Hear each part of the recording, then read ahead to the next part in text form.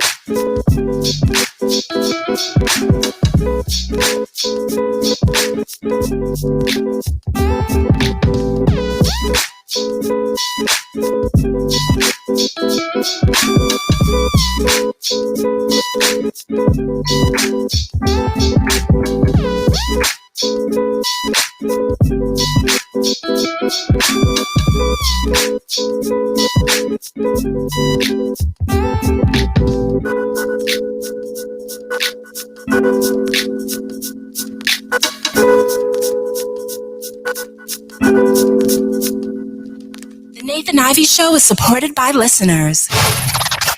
Go to www.patreon.com/Nathan Ivey Show and help Nathan keep the show independent.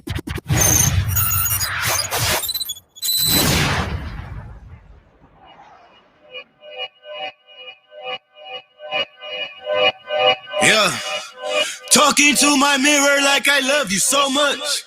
Curving on my critics like I heard you, so what? You can't kill my confidence, I think I'm the man. Tally all the I ever gave on my head. Lately I've been living like I can't take a loss. They ain't wanna help me, that's what made me a boss. You can't kill my confidence, I think I'm the man. We don't give a that's what they don't understand. Back again like flu season. I broke records while loose leafing. I'm coming down my roof, leaving. Don't give a I don't care. Did the for my lonesome. No wonder now I'm on one. No shortcuts on that long run. All I really want is my share. Get on my God, on my totem is nothing. In the discussion, got them feelings I throw on my pain on percussion. It's disgusting. I hear them bragging about that they did, and it do not move me, not in the least. They ain't been dropping no seeds in the soil, but swear that you on my spot at the feast. I've been on go mode, showboat, rowboat, wave ride. Cool shorty, too naughty, pool party, wet for the face ride. Annie up, penny down, hand me down, thrift store, old drip. New money, too funny, old shorty talking about, oh. I'm on they now, can't get a pass now. I'm a cash cow, keeping it brash now. It's trash now. Hey, good morning, everybody. Welcome back. Good morning to you. Let's get started. 513-873-7134 if you want to share your thoughts this morning. My name is Nathan Ivey, and I am your humble host for the next few hours. Good morning to you. Buckle up. It should be an amazing ride. I want to talk about everything that's happened between yesterday and today. I want to make sure that you know what's going on, and I want to give you an opportunity to talk about what's going on, all right? Now, some of these things I'm going to talk about today may or may not be on your radar screen. They may be things that you've already come across. It might be things that you've been talking about in your timeline. Oh, yo, check it. Speaking of timeline, do your boy a favor and go ahead and hit me with a like and a share. A like and a share. When you like and share the show, quite frankly, more people see it. Good morning. Welcome back to the home studio. Got the Habu popping. Check it out. Check it out. It's the little G right there. Habu is a Black-owned local artist. Habu, there it is. Check him out online. Habu. It's got a wonderful backstory. I featured it and talked about it a couple weeks back. Hey, good morning. Welcome back to the last honest place in America. And you know, if you've been looking at your screen, whether it's your television screen or your computer screen, or maybe it's the screen on your phone, you know that we are living in the last days in common sense. So we need as many honest, as many fearless and tearless media platforms out there as possible to service the needs of the people. And in particular, I'm concerned about our people. I'm talking about BLACK, black people, melanated people, black and brown folks. All right. So I want to give you an update as to what's been happening over the last 24 hours, because there have been some interesting things that are very, very noteworthy. Plus, there's some things that got covered up in the news, like the fact that CPS still needs to be called out. I ain't forgot about you, Cincinnati Public Schools. It is absolutely deplorable. Okay, the Cincinnati Public Schools is litigating in court right now in that Gabriel Taye case. All right. I want to reiterate that because it was big news on Monday. I don't want to get forgotten in the shuffle. This is a local issue that still matters to everybody involved, and we cannot let Cincinnati Public Schools off the hook. It is reprehensible that they're taking tax dollars from us in defense of the bad and reprehensible behavior of some of the folks that are supposed to be supporting and protecting our children. They did not protect that young black boy. And this is just my belief. I don't have any inside track. I believe that's what led to his eventual suicide. I'm talking about Gabriel Taye. I don't want you to forget it. It's easy to forget these things. I don't want you to forget it. I don't want you to forget it because there's a big story right now. Like the biggest story, of course, is what happened in the Capitol. And we saw white angry mobs. As I told you, don't forget this part of the story in the capital city fiasco as well. And that is what we saw ain't that atypical. It's not that uncommon. It's very common. It's the history book is filled with incidences of white angry mobs killing, raping, and destroying ish. The history books are full of them. What we saw this week from Trump and his goons and goonettes is par for the course. To use a little golf reference, because that's what Trump has been doing more for the last 4 years than anything else. He spent more time golfing than doing anything else for the people, talking about a damn platinum plan.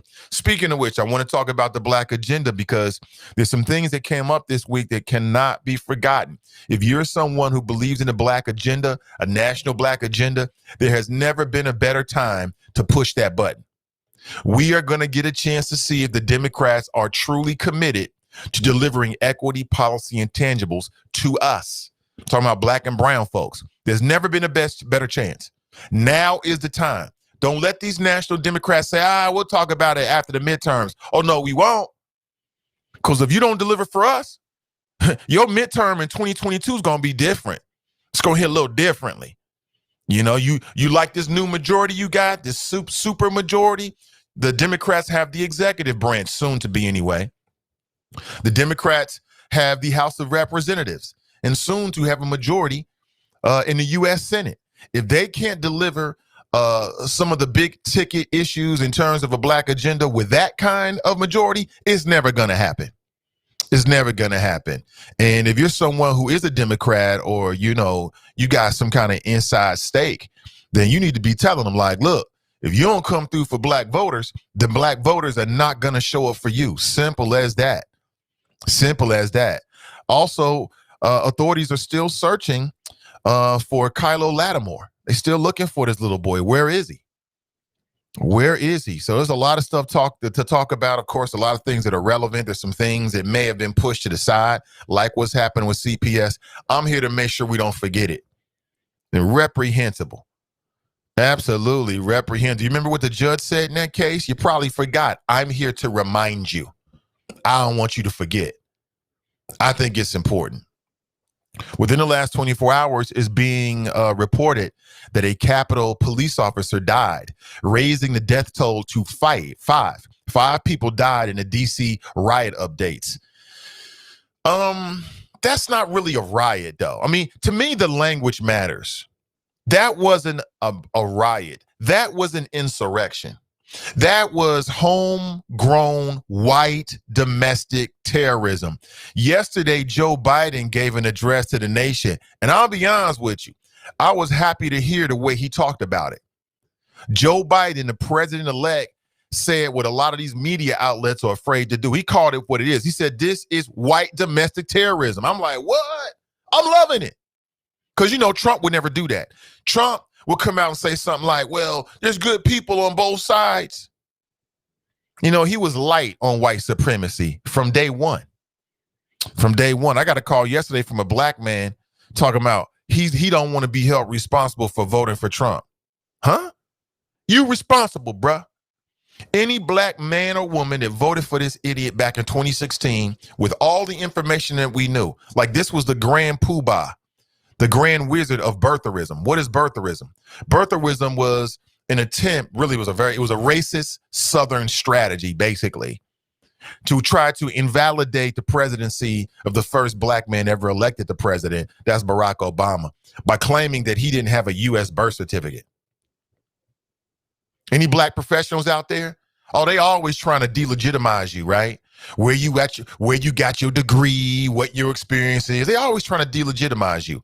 Anybody that voted for any black man and woman that voted for him is a damn fool, and you're part of the problem, period. There's no equivocation on that. There are no exceptions to the rule because you had a choice in 2016. You had choices. You didn't have to do that. Stop the apologies. Stop the BS. Stop the games. It ends right here, right now with the Nathan Ivey Show. We're going to keep it 100 with you for the next, up until about 10 a.m. this morning. And then, of course, I got to make a move. So a Capitol police officer died. Where's the support the blue crowd? Where's all these law and order people? Where are all the people that come out the woodworks to support police even when police are displaying bad behavior? Because they love law and order, right? My daddy was an officer. My great-grandfather was an officer. Where they at?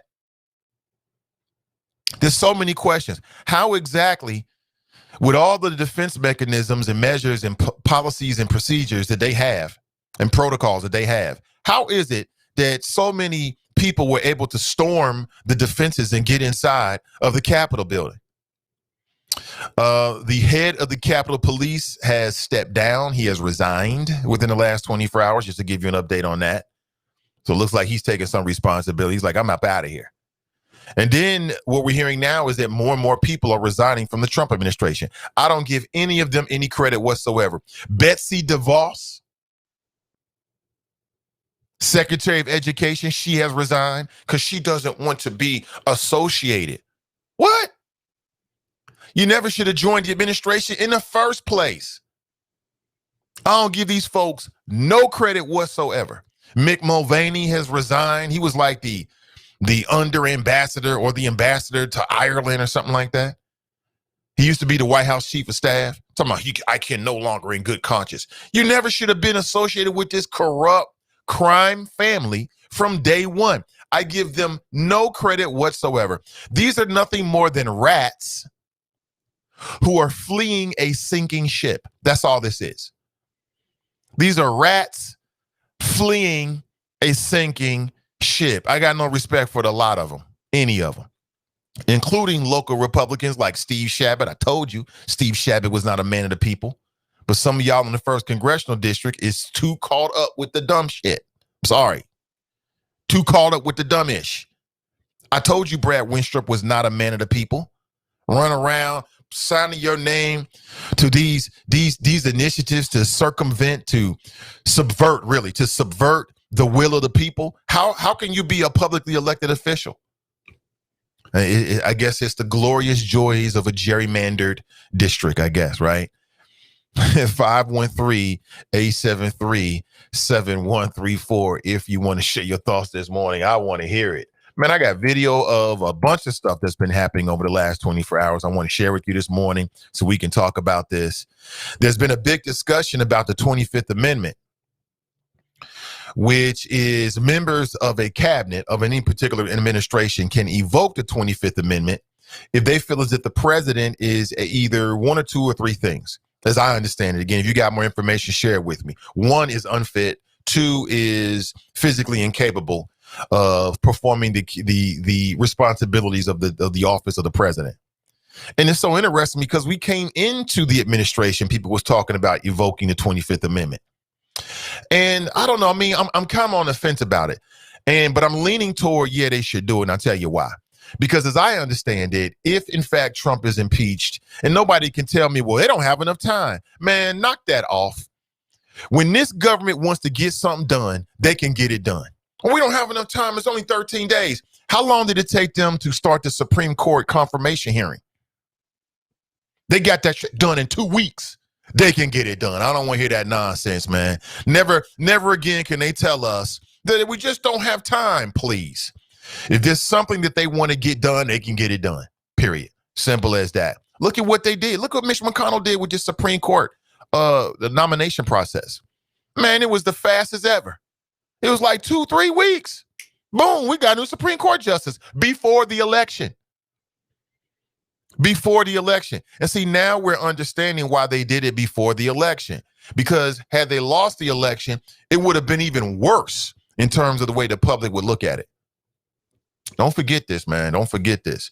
So there's a lot of talk and maybe some pressure about people evoking the 25th Amendment. Like if they do, from what I understand it, if he's impeached, that would prevent Trump from running for office again. And that's a good thing for the country.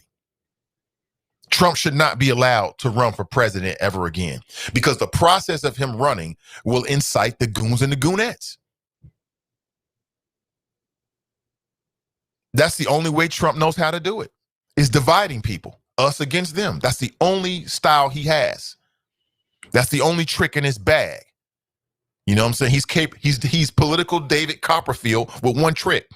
And that's pitting black against white and rich against poor and Democrats and us against them and Democrats versus Republicans, South versus the North. That's all he knows how to do.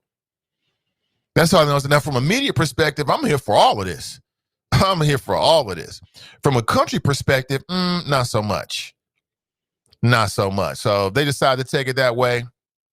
And here's what it is. That in and of itself will be self-serving as well because many members of the Trump administration, even his cabinet, they've been sitting back while this dude's been lying about COVID-19. Oh, it's a Democrat hoax. Yes, the Democrats created COVID so that the stock market could take a plunge so that the environment would be set so Trump could lose the election. Yeah, that sounds plausible. That sounds completely plausible. Makes perfect sense to me. I think that as much as possible, they need to find all of these individuals that were involved and need to be prosecuted to the fullest extent of the law. They need Joe Dieters to step in, and then Joe Dieters can make believe that they're all black. Oh, boy. He will throw the book at them then.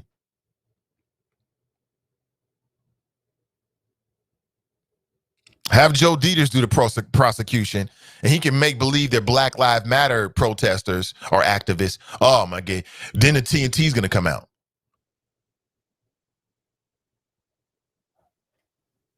Stop me when I'm wrong. I'm just keeping it real with you. My country, 'tis of thee, sweet land of liberty, where shit is still separate and unequal. Simple as that. Simple as that. Keep it real. So I'm watching Joe Biden yesterday, and he tells this story about his granddaughter, I believe. And he says he got a call from his granddaughter. His granddaughter's like, look, Paul, or Grandpa, or Grandpa Joe, whatever she calls him. You know, if these was Black Lives Matter activists, they never would have made it in. I'm like, yo, I'm loving this because it's real. It's real. I'll reiterate what I said the day of. If that was if that was a majority black folks, they would have got mowed down. They would have got tear gas, rubber bulleted, sonic blasted, whatever the case, water hosed, whatever the hell case. They would have came out with some brand new tech. You know what? We've been wanting to use this tech for the longest. Now we got an excuse, right? Because it was white people, some of these officers who were either sympathizers or just straight up supporters. They was like, exercise your First Amendment right. Exercise your First Amendment right. Go right ahead. Now I'm reading that Trump is reportedly, mulling over a list of names, a list of individuals that he's going to pardon, which includes himself, his son and his daughter, his two sons and his daughter. So that's Donald Jr., Erica, and Ivanka, Jared Kushner, his son-in-law, Kodak Black, and Lil Wayne. Lil Wayne? Kodak Black? Yeah. Would this be the first time ever that a president pardons himself? Has there ever been a more self-serving U.S. president in your adult lifetime? I don't believe so. So I ain't giving you no quarter. I ain't giving you an inch. I'm not budging a millimeter. I'm holding everybody responsible. You've been playing games with Trump and trying to turn the argument back on yourself. But what about Hillary and all this other dumb ish? You responsible. And what kind of self-respecting black man's going to stand up and say you do it again? It's ridiculous. It's absolutely ridiculous. What's wrong with you, B? What's wrong with you? Didn't your mama raise you better? What's wrong with you? It's a damn shame. It's a travesty. Hey, listen, folks, take a second to like and in particular share this show so we can spread the gospel of flow this morning. So the world knows that there are some intelligent black folks that live in Hamilton County, okay? That live in Cincinnati. Because they might think otherwise. They might be thinking otherwise. So my question for you is, what do you think? Do you think that Trump should be removed? Okay, I got multiple questions for you, but that's one I have for you. Do you think that Trump should be removed from office? He only got, 12 days, 13 days? Doesn't seem like a lot. I, in particular, have been watching a lot of videos with Trump's niece. Her name is Mary Trump, and she's been talking with like MSNBC, CNN, and also Katie Couric on Katie Couric's YouTube channel. And I think that everything she said was true. She said a month ago that Donald Trump is, he's going to sink. If his battleship is sinking, he'll sink everybody else. He's going to sink everybody else. And that's exactly what we've seen. Also, more information has been coming out about the white female who actually was a military vet who was killed in the Capitol white domestic terrorist siege on the Capitol. And I saw a video in which she was going straight MAGA. My country, my country, my country. I might play that for you. We might get to this. I do have a flow on this. Kim Kardashian looks like she's divorcing, or Kanye West and Kim Kardashian are getting divorced. We may talk about that. There's some suggestion that perhaps she cheated. We may get to that during the second hour. Okay. We might get to that. We might get to that. We might get to that. Damn, homie. Now that's cheating. Now, when you're married, that's cheating. When you're just fiance, that's not cheating. When you're just girlfriend and boyfriend, that's not cheating. Even if you said, I'm not going to cheat, it's not really cheating. Okay, I don't care what nobody tells you. You're going to have a lot of women who are going to try to hold you to that. But in fact, there's nothing really there. We might talk about that this morning. 513, just to piss some people off and keep it real. He cheated on me. Are you married? No. Then he can't cheat on you. It is impossible to cheat on someone that you don't have a real commitment with. And the only real commitment that matters is marriage. I don't care if y'all live together for 15 years. I don't care if y'all looked into each other's eyes while listening to Brian McKnight and said, I'm going to be monogamous. That don't mean a damn thing. That don't mean a damn thing. Don't fall for it, ladies. Don't you fall for it. Don't fall for it, fellas. If you fall for it, that's on you. That's 100% on you. To my fucking cheated. I don't want to hear that nonsense. I'm so tired of hearing grown people talk about this. You are 40 years old. You're 30 years old. He cheated on me. Oh, she cheated. No, she didn't. You ain't married to her. You want it? If you want it, then you better put a ring on it. That goes both ways. No ring, nothing. No ring, nothing. Right? Then you ain't got nothing between you but some talk. That's about it. And a whole bunch of maybe dinners together. Remember that movie we watched together? That's all you got. Some Netflix moments. That's about it. So that's what's on my fucking plate this morning. If you want to share your thoughts. Oh, yeah. Karen has been arrested. Looks like she's going to jail. We'll talk about that as well this morning. All right. What is on your radar screen? It's a Friday. I open it up to you. Typically, we get a little bit of lighter. It's not heavy politics, which I plan to do to get this morning. So I want to give you a heads up on what's going on, though. All right. That's what it is. With that, I want to go straight to the chop shop and say good morning to the people that hold me down. Tracy writes, hi. Hold on, I need some early morning music. Hold on. Let's see here. Yeah, we'll do this. Tracy writes, hi. Yeah. Cruther writes, good morning, choppers. The Minister of Information writes, what's up, Nay? Hey, what's up, Minister? What's up, Cruther? What's up, Tracy? Is the NFL season over? I don't know. I see Cruther. I know she's a Steeler fan. I don't know. I'm so unplugged. Tracy writes, cell phone Karen has been arrested. She has. Yeah. She has. We'll talk about it. Tony writes, good morning. Hey, good to see you, Tracy. Good to see you, Tony. Sharp writes, TGIF, Nate, and the Choppers. What a week. It has been a big week. On Monday, we found out that the 3-judge panel essentially criticized the case against Cincinnati Public Schools as it relates to Gabriel Taye. Yeah, I ain't gonna let you forget it. I'm sure somewhere they're like, oh, goody. They gonna forget. No, we ain't gonna forget. Y'all ain't off the hook yet. Ray writes here. Brenda writes, happy Friday. Mike writes, good morning, TGIF. Miss D writes, greetings. CPS should quickly and as soon as possible stop wasting our money. Stop paying these lawyers in this frivolous defense. Admit their guilt and start the reforms that are necessary to keep our children safe when they go to CPS schools. That's what they need to do. Anything else is unconscionable. You cannot say you protect children and you in court defending yourself in a case of this nature. It is impossible, in my humble opinion. You might disagree. It is what it is. Miss D writes, greetings. Ashley writes, good morning, Nate and the Choppers. It's Friday. We made it. We did. Good morning, everybody. Tony writes, Trump's the kind of dude that'll get fired from his job and steal stuff out of the office on his way out. In this case, is detrimental to our national security. Get his ass out now. My number one reason why I like the idea of him being impeached or removed is that it prevents him from running in 4 years. That's the number one reason why I like it. Now, is there enough time? Again, all I know is this, is that when the government wants to make a move, guess what they do? They make a fucking move. When the government wants to move fast, they move fast. That's all I can say. I can't tell you whether they have enough time or not. All I can say is that from my adult observation, when the government wants to get something done, they get it done. Simple as that. Tanika writes, good morning, Nate and the Choppers. Hey, good morning to you. Mason Marler writes, morning, Nate and the Choppers. Hashtag TGIF. Sister Iris writes, good morning, great people. Hey, good to see you. Going straight to your chat. I know I've been a little bit, we had guests on every day and things going on with flows and all. Deshauna writes, good morning and happy Friday. Let me switch that up a little bit. You know what I'm saying?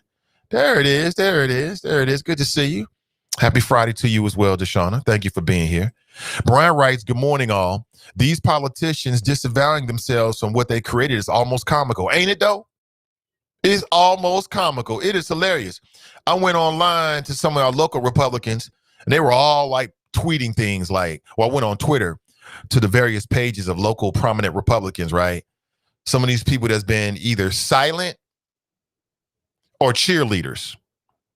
Okay, because both means you're complicit. And now all of a sudden, we condemn the violence. We condemn the violence. You out here on some QAnon-ish talking about you condemn the violence. Where were you when Trump was using the birther strategy? You thought it was funny. Yeah, show us your birth certificate. It was all fun and games then when he was fomenting white resentment. I mean, think about that. You know, Trump was out here and had convinced people that a black man somehow was so connected with the elites. And again, for you to believe in birtherism, just think about that for a second. I've done this exercise before. I want to do it again. To believe in birtherism, you would have to believe that on multiple levels of our government, there's some grand conspiracy to elevate a black man over the righteous white man. For something like that to happen, everybody would have to be in on it. Like officials at the state level would have to be on it, on the federal level, in both parties. The election process would have to be tainted because they want to elevate a black man over white people. Now, where they do that at? Give me one example where this country has ever invested elevating a black man over white men. I'll wait, because I ain't never heard of that before. But believe it or not, family, there's some white folks that really believed in that birtherism. Like, yeah, show us your birth certificate. Yeah, I got mine right here. I've got mine. Hands wavering. I've got my birth certificate. Yeah, well, show me your birth certificate. To the point where Barack Obama, to me, I never would have did the ish. Believe what you want to believe, but I'm in his office. I'm going to stay in this office for 8 years until whatever. So if you don't think I got a birth, this man actually released his birth certificate. That's because he's a man of integrity that wants to give the people what they say they want. To this day, Trump has never released his tax returns. Oh, yeah, I'll do it. I'll do it after the election once the IRS is no longer auditing me. They're not even auditing him. Just lies on lies on lies. And these Republican leaders, even local Republican leaders, stood by him, rubber stamped him. They're complicit with their silence or overtly, publicly supported him on many levels because they are cowards. Many of them are straight up cowards. They don't really have any real integrity. They care more about their little positions. Like I'm saying, like Alex Triantafilo, I know I keep talking about him, but he cares more about his little position as the Hamilton County GOP chairman than he does doing the right thing. Simple as that. Simple, and there's nothing else needs to be said, period, point blank. Scared as hell that Trump might tweet about you. Speaking of which, Trump's back on Twitter. Trump is back on Twitter. Quite honestly, I think that Twitter and all the social media, they should have blocked his ass indefinitely. Like I told you, I got people in my audience that have been banned off of Twitter several times for days, weeks, and months.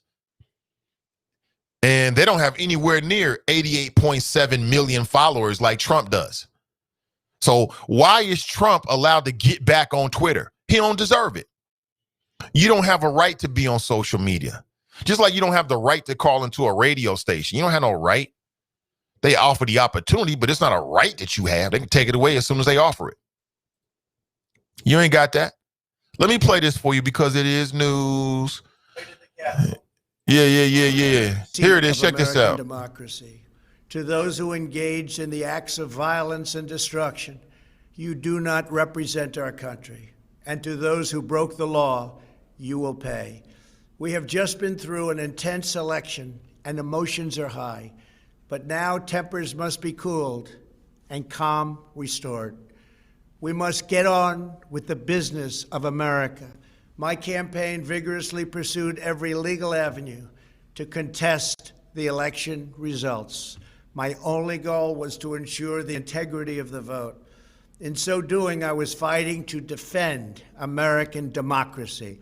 I continue to strongly believe that we must reform our election laws to verify the identity and eligibility of all voters and to ensure faith and confidence in all future elections. Now Congress has certified the results. A new administration will be inaugurated on January 20th. My focus now turns to ensuring a smooth, orderly, and seamless transition of power. This moment calls for healing and reconciliation. 2020 has been a challenging time for our people. A menacing pandemic has upended the lives of our citizens, isolated millions in their homes, damaged our economy, and claimed countless lives. Defeating this pandemic and rebuilding the greatest economy on earth will require all of us working together. It will require a renewed emphasis on the civic values of patriotism, faith, charity, community, and family. We must revitalize the sacred bonds of love and loyalty that bind us together as one national family. To the citizens of our country, serving as your president has been the honor of my lifetime. And to all of my wonderful supporters, I know you are disappointed, but I also want you to know that our incredible journey is only just beginning. Thank you, God bless you, and God bless America. Yeah, I mean, I wasn't overly impressed by any of that, and I didn't really hear a concession. Not kinda, he admitted, and again, it wasn't that particularly clear, but he admitted during that speech that that there will be a new administration, so I guess that's as much of a concession as you're gonna get. And I want to go back here. No, I don't believe at all that if Hillary Clinton were the president, that she would have incited violence had she lost, because she didn't do it when she lost to Donald Trump. And there was a lot of information out there, a lot of news that Trump was colluding with the Russians. And I think over the last 4 years, what we found is that he will do that. He'll collude with anybody that's going to help him win. It don't really matter. So that was yesterday. Now contrast that with the speech yesterday given by Joe Biden. Check this out. Not only do we see the failure to protect one of the three branches of our government, we also saw a clear failure to carry out equal justice. I don't know if you used to say in the Senate, excuse a point of personal privilege.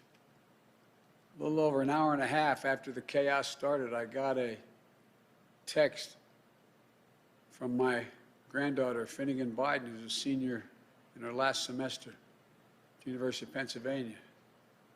She sent me a photo of military people in full military gear, scores of them lining the steps of the Lincoln Memorial because of protests by Black Lives Matter. She said, "Pop, this isn't fair. No one can tell me that if had been a group of Black Lives Matter protesting yesterday, they wouldn't have been treated very, very differently than the mob of thugs that stormed the Capitol." Again, I'm not saying that I know me and Joe gonna fall out. I already know. But in this moment, in this instant, he kept it 100. Say, Pop, you know damn well this was Black Lives Matter. Some black folks, they would have went straight Iraq on them. How do we know? Because they've done it all over the country. More people got arrested here in Cincinnati when there was unrest back in the summertime than got arrested on the spot at the Capitol. And these motherfuckers try to take over and steal ish. Think about that.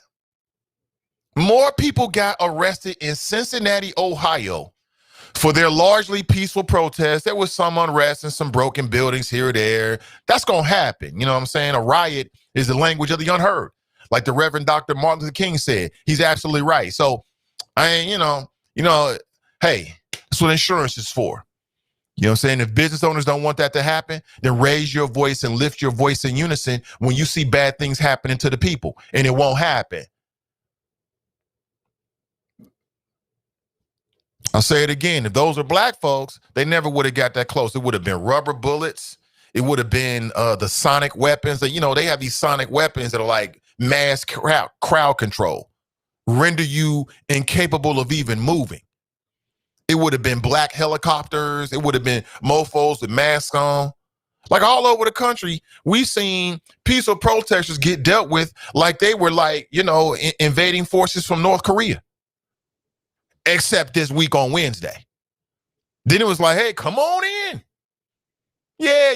Just exercise. Oh, yeah, you want to go to Nancy Pelosi's office and put your feet up on the desk? Go right ahead. Sure, we got you. By and large.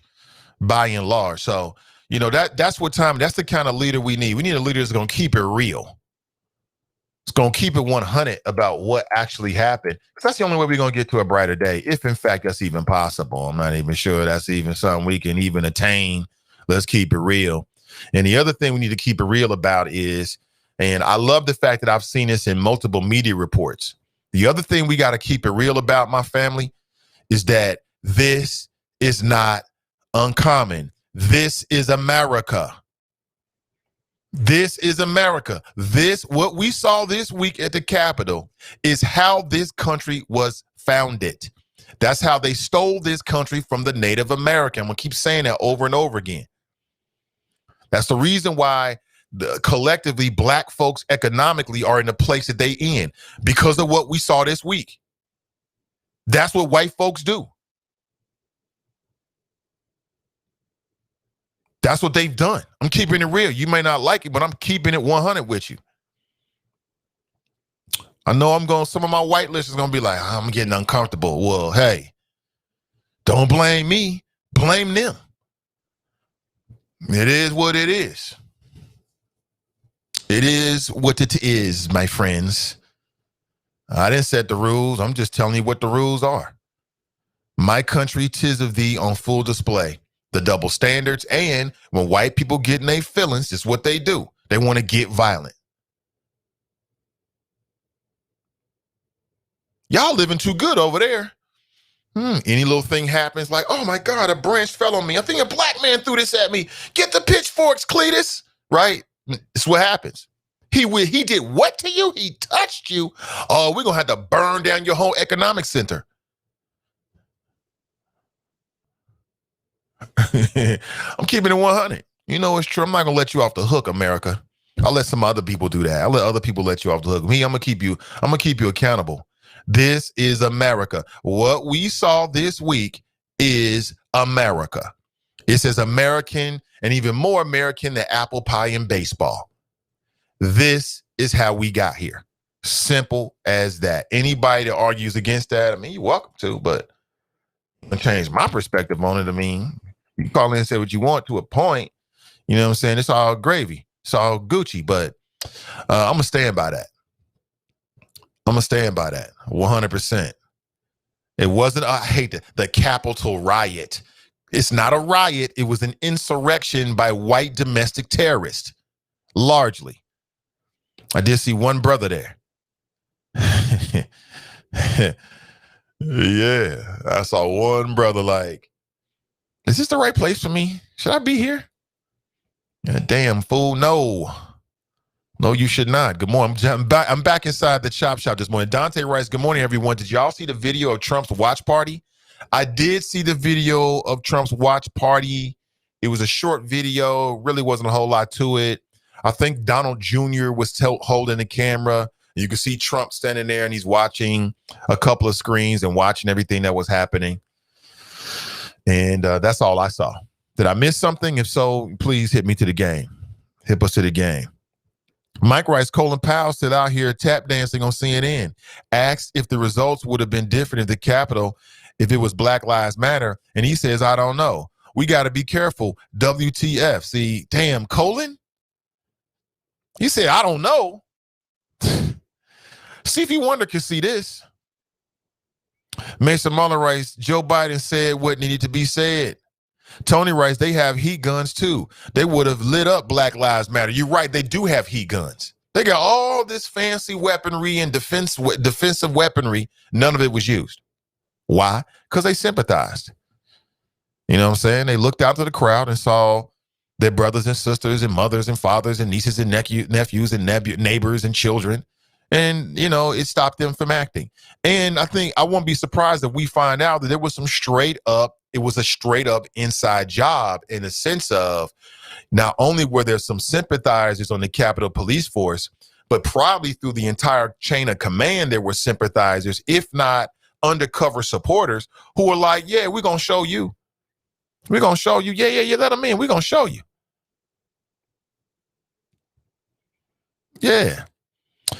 So Betsy DeVos, who in my opinion was in over her head and never should have been the Secretary of Education, never should have been. She didn't really have the credentials, and then she didn't really have a heart or the pedigree for it whatsoever, in just my opinion. I mean, you might disagree with that. It is what it is. But she never should have been in that position in the first place. Pardon me, I need to hear something in the background, right? So Betsy DeVos decided that she was going to resign less than 2 weeks before, you know, she was going to be pushed out anyway, right? And the American Federation of Teachers, they put out a statement. A couple of statements. Oh, man. One statement is 2 words, good and riddance. National Education Association President Becky Pringle, who, even though her name is Becky, she appears to be a black woman.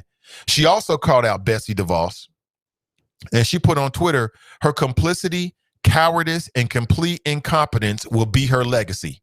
Hashtag do your job. Like, who out here is like, oh no, we losing Betsy DeVos?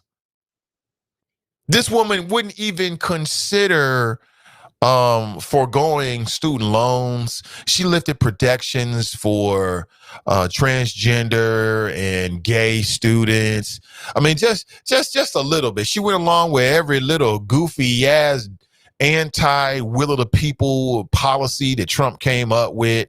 Like I said, the only reason why she had the position was because she was a campaign donor, right? She comes from the DeVos family. I think members of her family got big money. I think her brother is part owner of the Orlando Magic. They got billions. And she was a big Republican campaign donor, a big Trump campaign donor. So that's how it works. You know, usually they give you like an ambassadorship, but Trump is so incompetent that he gave her the Secretary of Education. Quote, this is a quote from Betsy DeVos. She said that she's stepping down because the behavior was unconscionable for our country. There is no mistaking the impact your rhetoric had on the situation, and it is the inflection point for me. Yeah, Betsy, but his rhetoric didn't start the morning of the events. It started from day one. And you rode with this man for 4 years, nearly 4 years. Well, really, it was 4 years because January to January was 4 years, right? You rode with this man for 4 years until you felt like, oh, I can jump out now. Oh, perfect time. Yeah. Try to save face, please. Please, we ain't buying it. I don't believe it one bit. Anthony writes, he should be sanctioned in some ways. I don't believe as an ex-prez he should have access to privileged top secret information. Yeah, that. Like I said, it ain't a whole lot of time left. But from what I understand, if Donald Trump is impeached or if he's removed via the 25th Amendment, that would prevent him from running in 4 years. That's a good thing for the country. You know, on that level, I support the idea of removing him immediately, because if not, this fool gonna try to run again in 4 years. And you know, his goons and goonettes are gonna come out for him. You already know that. And like I said earlier, he only knows one way to do it. That's division. Us against them. All right, that's it. That's bad for the country. We'll see. I think though, the one thing I hope that we've learned, and by we, I mean collectively as a country across the board, black, white, whoever, is that it matters who the president is. I used to hear people say, oh, it don't matter who the president is. They're going to do what they want to do anyway. I heard people say this. Hopefully those people can see that it matters. It matters who is in charge in a moment of, I don't know, crisis like a pandemic. It matters. I always knew it did. I always knew it did, man. Like, this issue is so crazy that even O.J. Simpson is doing videos about it. And he killed 2 white people. You know O.J. killed them folks, man. Stop it.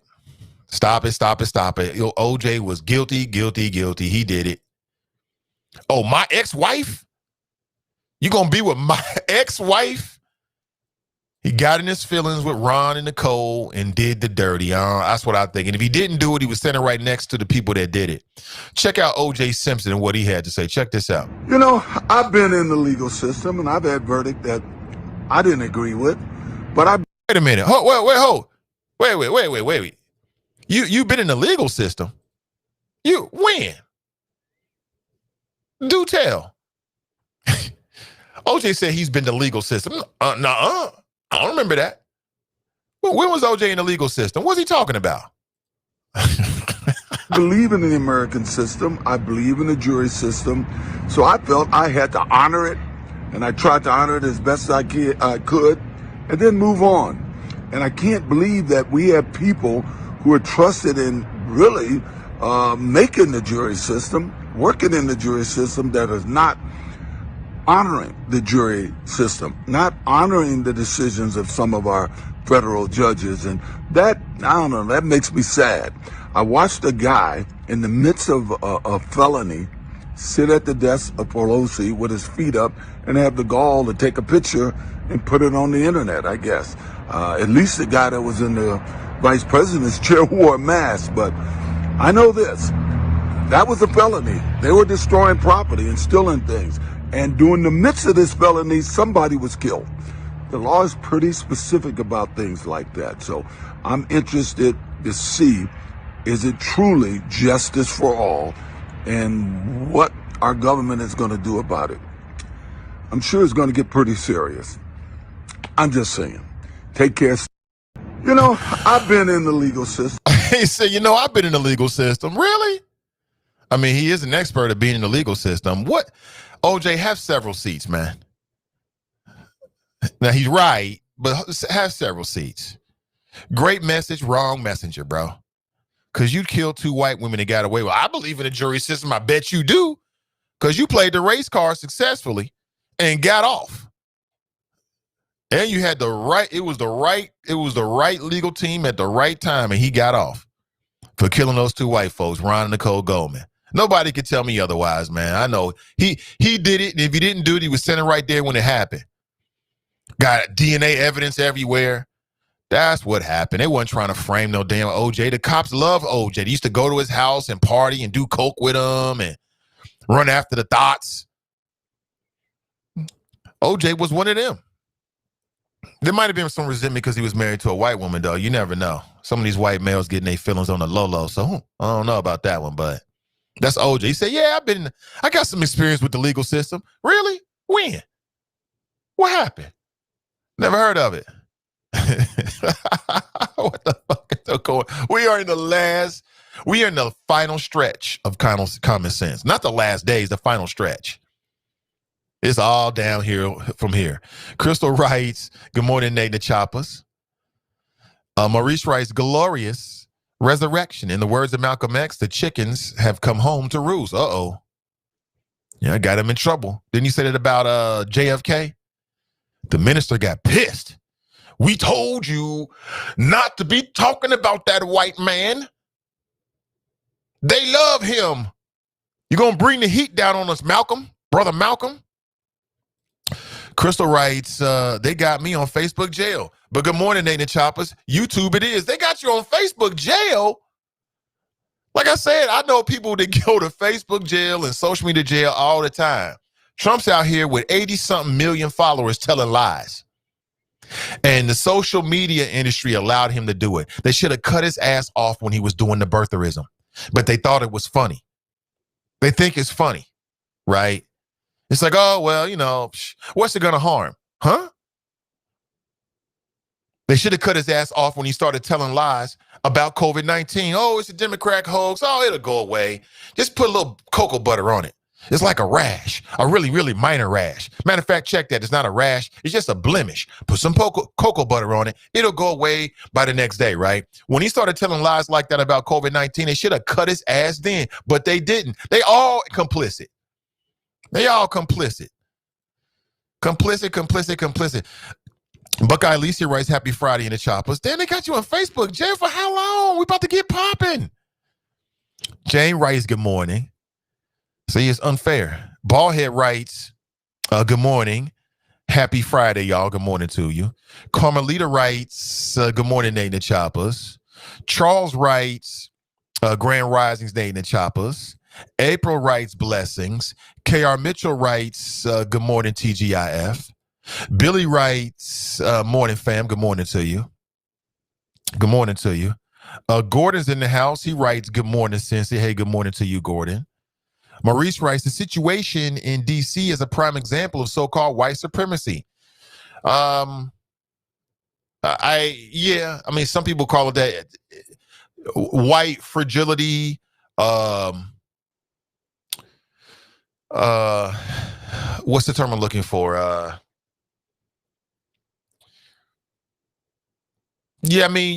with you on that. White privilege is the term I'm looking for. I mean, it's certainly an example of white privilege, Maurice, 100%. I don't think anybody can doubt that.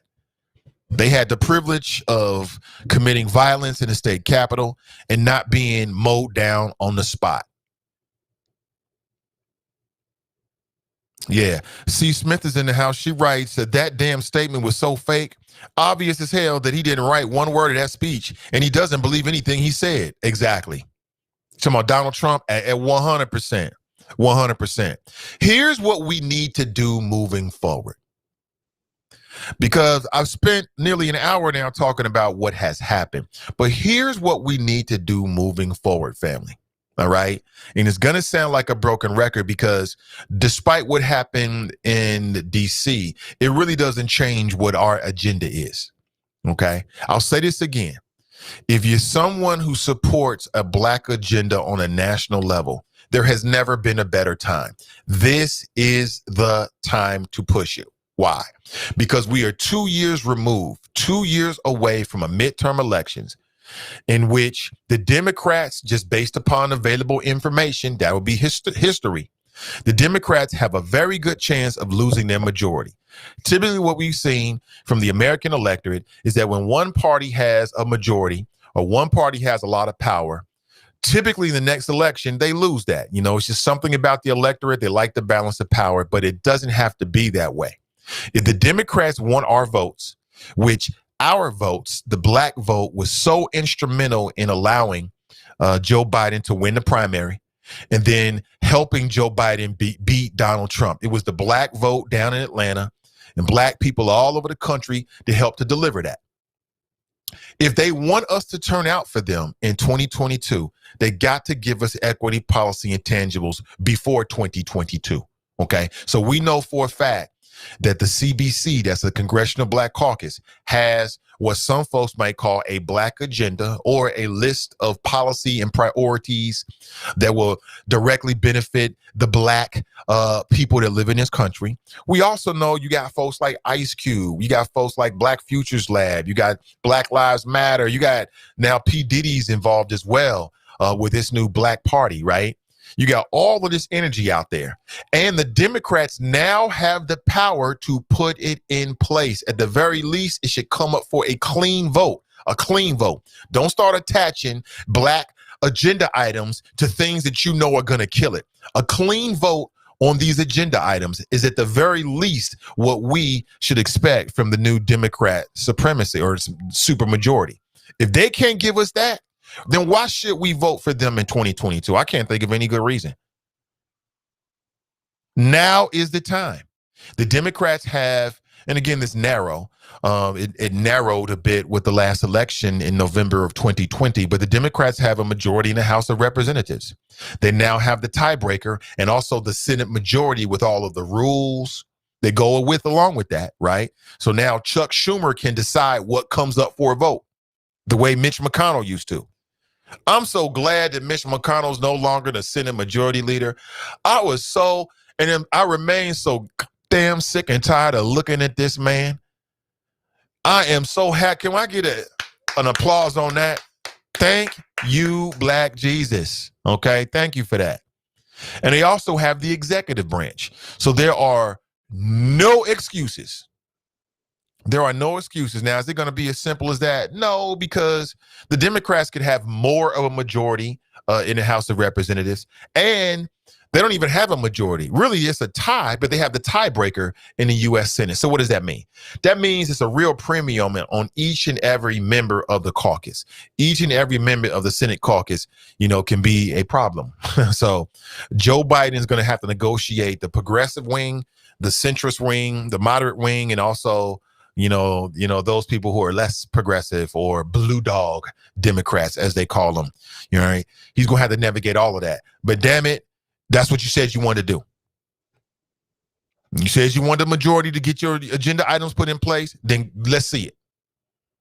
Let's see it right now. I don't want to hear none of this. Well, after the midterm election, hell no, because we don't know what's going to happen after the midterm election. We don't know. And speaking of which, I want to see Ice Cube put that same energy that he put into bigging up Trump. And, oh, yeah, Trump was willing to talk with me. Never talked to Trump himself. Oh, yeah, they was willing to take my phone call and we did a Zoom call. I want to see that same energy now that we know who the president is and who's running things. I want to see that. Anything less than that, and he is fugazi. He was fake as hell. I'm not saying he is. Right? Because let's let the dust settle. But now we're going to see who's real and who's not. Now we're going to see. Now we're going to see if P. Diddy is real or not, which I believe P. Diddy is real. Now we're going to see. You know what I'm saying? Now we're going to see. Good morning. Tanya writes, she's on YouTube. She writes, happy Friday, Nate and Choppers. C. Smith is in the house. She writes, please like and share. Thank you so much. Again, your likes and shares push this show to other boundaries. We have people listening all over the world. We have a sister that's from Cincinnati listening in Taiwan. I got a call from somebody in Ghana the other day. A couple of hours after our broadcast on Wednesday, I got a call from a brother in Mississippi who thought we were still on the air. I'm like, who is this? He's like, yeah, I'm watching you on Facebook. I'm like, wait, I'm chilling. I'm on my way to sleep time, right? I'm laying up next to the wifey. We in BED together, right? And I'm like, what? I'm like a little groggy. Oh, shit. Okay, yeah, I was on earlier. Yeah, I was like, call me back, brother. I think his name was Ahmad. So I want to shout out Ahmad down in Mississippi for checking out the broadcast. Appreciate it. There are no limits to social media. Lemmy writes, good morning, Choppers. Good morning to you.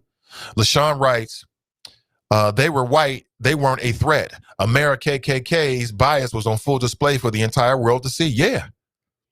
Yeah, Lemmy is in the house. Did I say that? Lemmy's in the house. She writes, good morning, Choppers. I think I did. Cleopatra writes, it's about time they're calling it what it is, but it gets no more of my energy. Daryl's in the house. He writes, good morning, Nathan Choppers. LaShawn writes, I think I read that. Brenda writes, good morning from Fairfield. Well, good morning to Fairfield. Good morning to Fairfield. Good morning to you, Fairfield. How are you? Hope you're doing well. Let's see here. What are we doing here? Oh, listen, I read, this is some local news. I want to get your thoughts on this, but I read the city council is moving further. Again, it's going to be a lot of things we talk about today. That's par for the course for this particular show. It's rare when we just focus on one topic for the entirety of this show.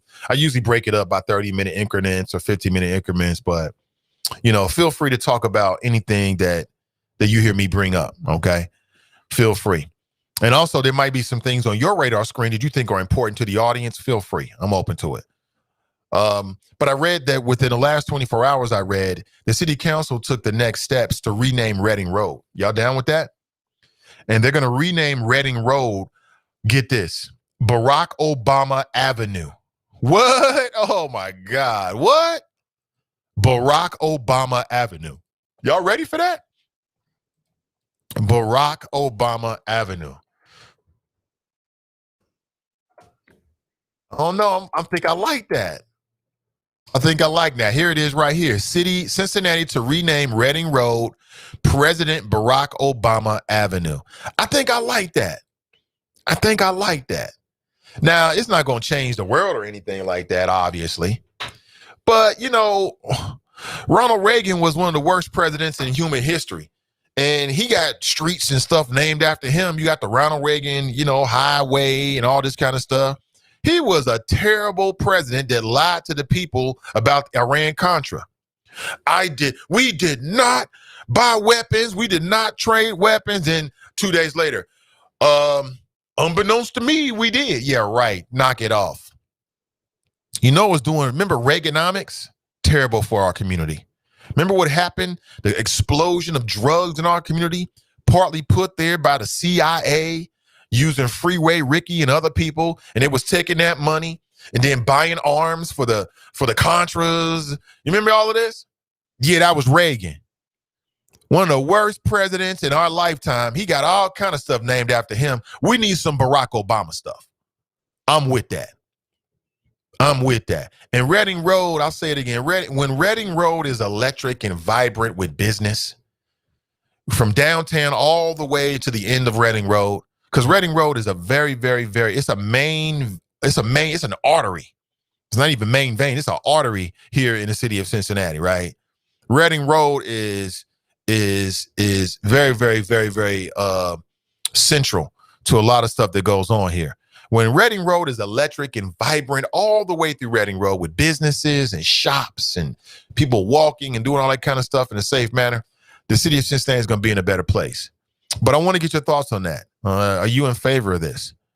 Cincinnati City Council on Wednesday approved renaming a large stretch of Reading Road President Barack Obama Avenue.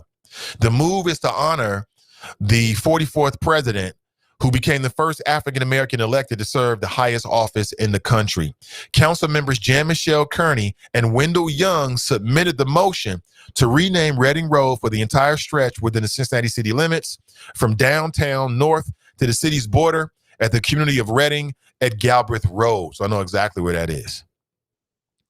Kearney said in a statement attached to the motion that she and Young began discussing renaming Reading Road after President Barack Obama several years ago when she was publisher of the Cincinnati Herald. Apparently, they got a lot of support for the idea, and I love it. Like I said, why not? I can't think of anything. Why not? I love it.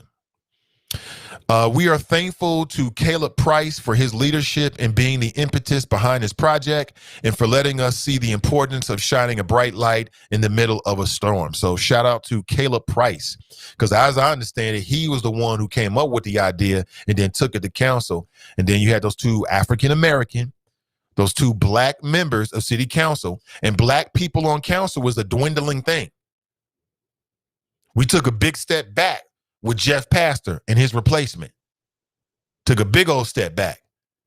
So now we gonna see. These Republicans have been belly aching about Democrats controlling council for years and years and years. Well, now you got 3 more Republicans. You got the kind of Republicans that you want to see on council. Let's see what they do. So far, Bessie Sunderman has been a complete disappointment to me. I don't give her any points, run around here talking about corruption. I mean, what? Come up with something that's a little bit more impactful to the people. You know, here she is running against corruption as if anybody's pro-corruption. Nobody's pro-corruption. I don't give her any points for that. Oh, my office we got an idea on what to do for corruption. But what are you going to do about those 40,000 housing units that we need? That's what I want to know, Bessie Sunderman. What is Bessie Sunderman's plan to put more money into the pockets of the people? That's what I want to know. Who's going to come up with the legislation to stop the next white-owned business from coming up with a black front company so they can steal government contracts from black and minority-owned businesses? Who's going to come up with that idea?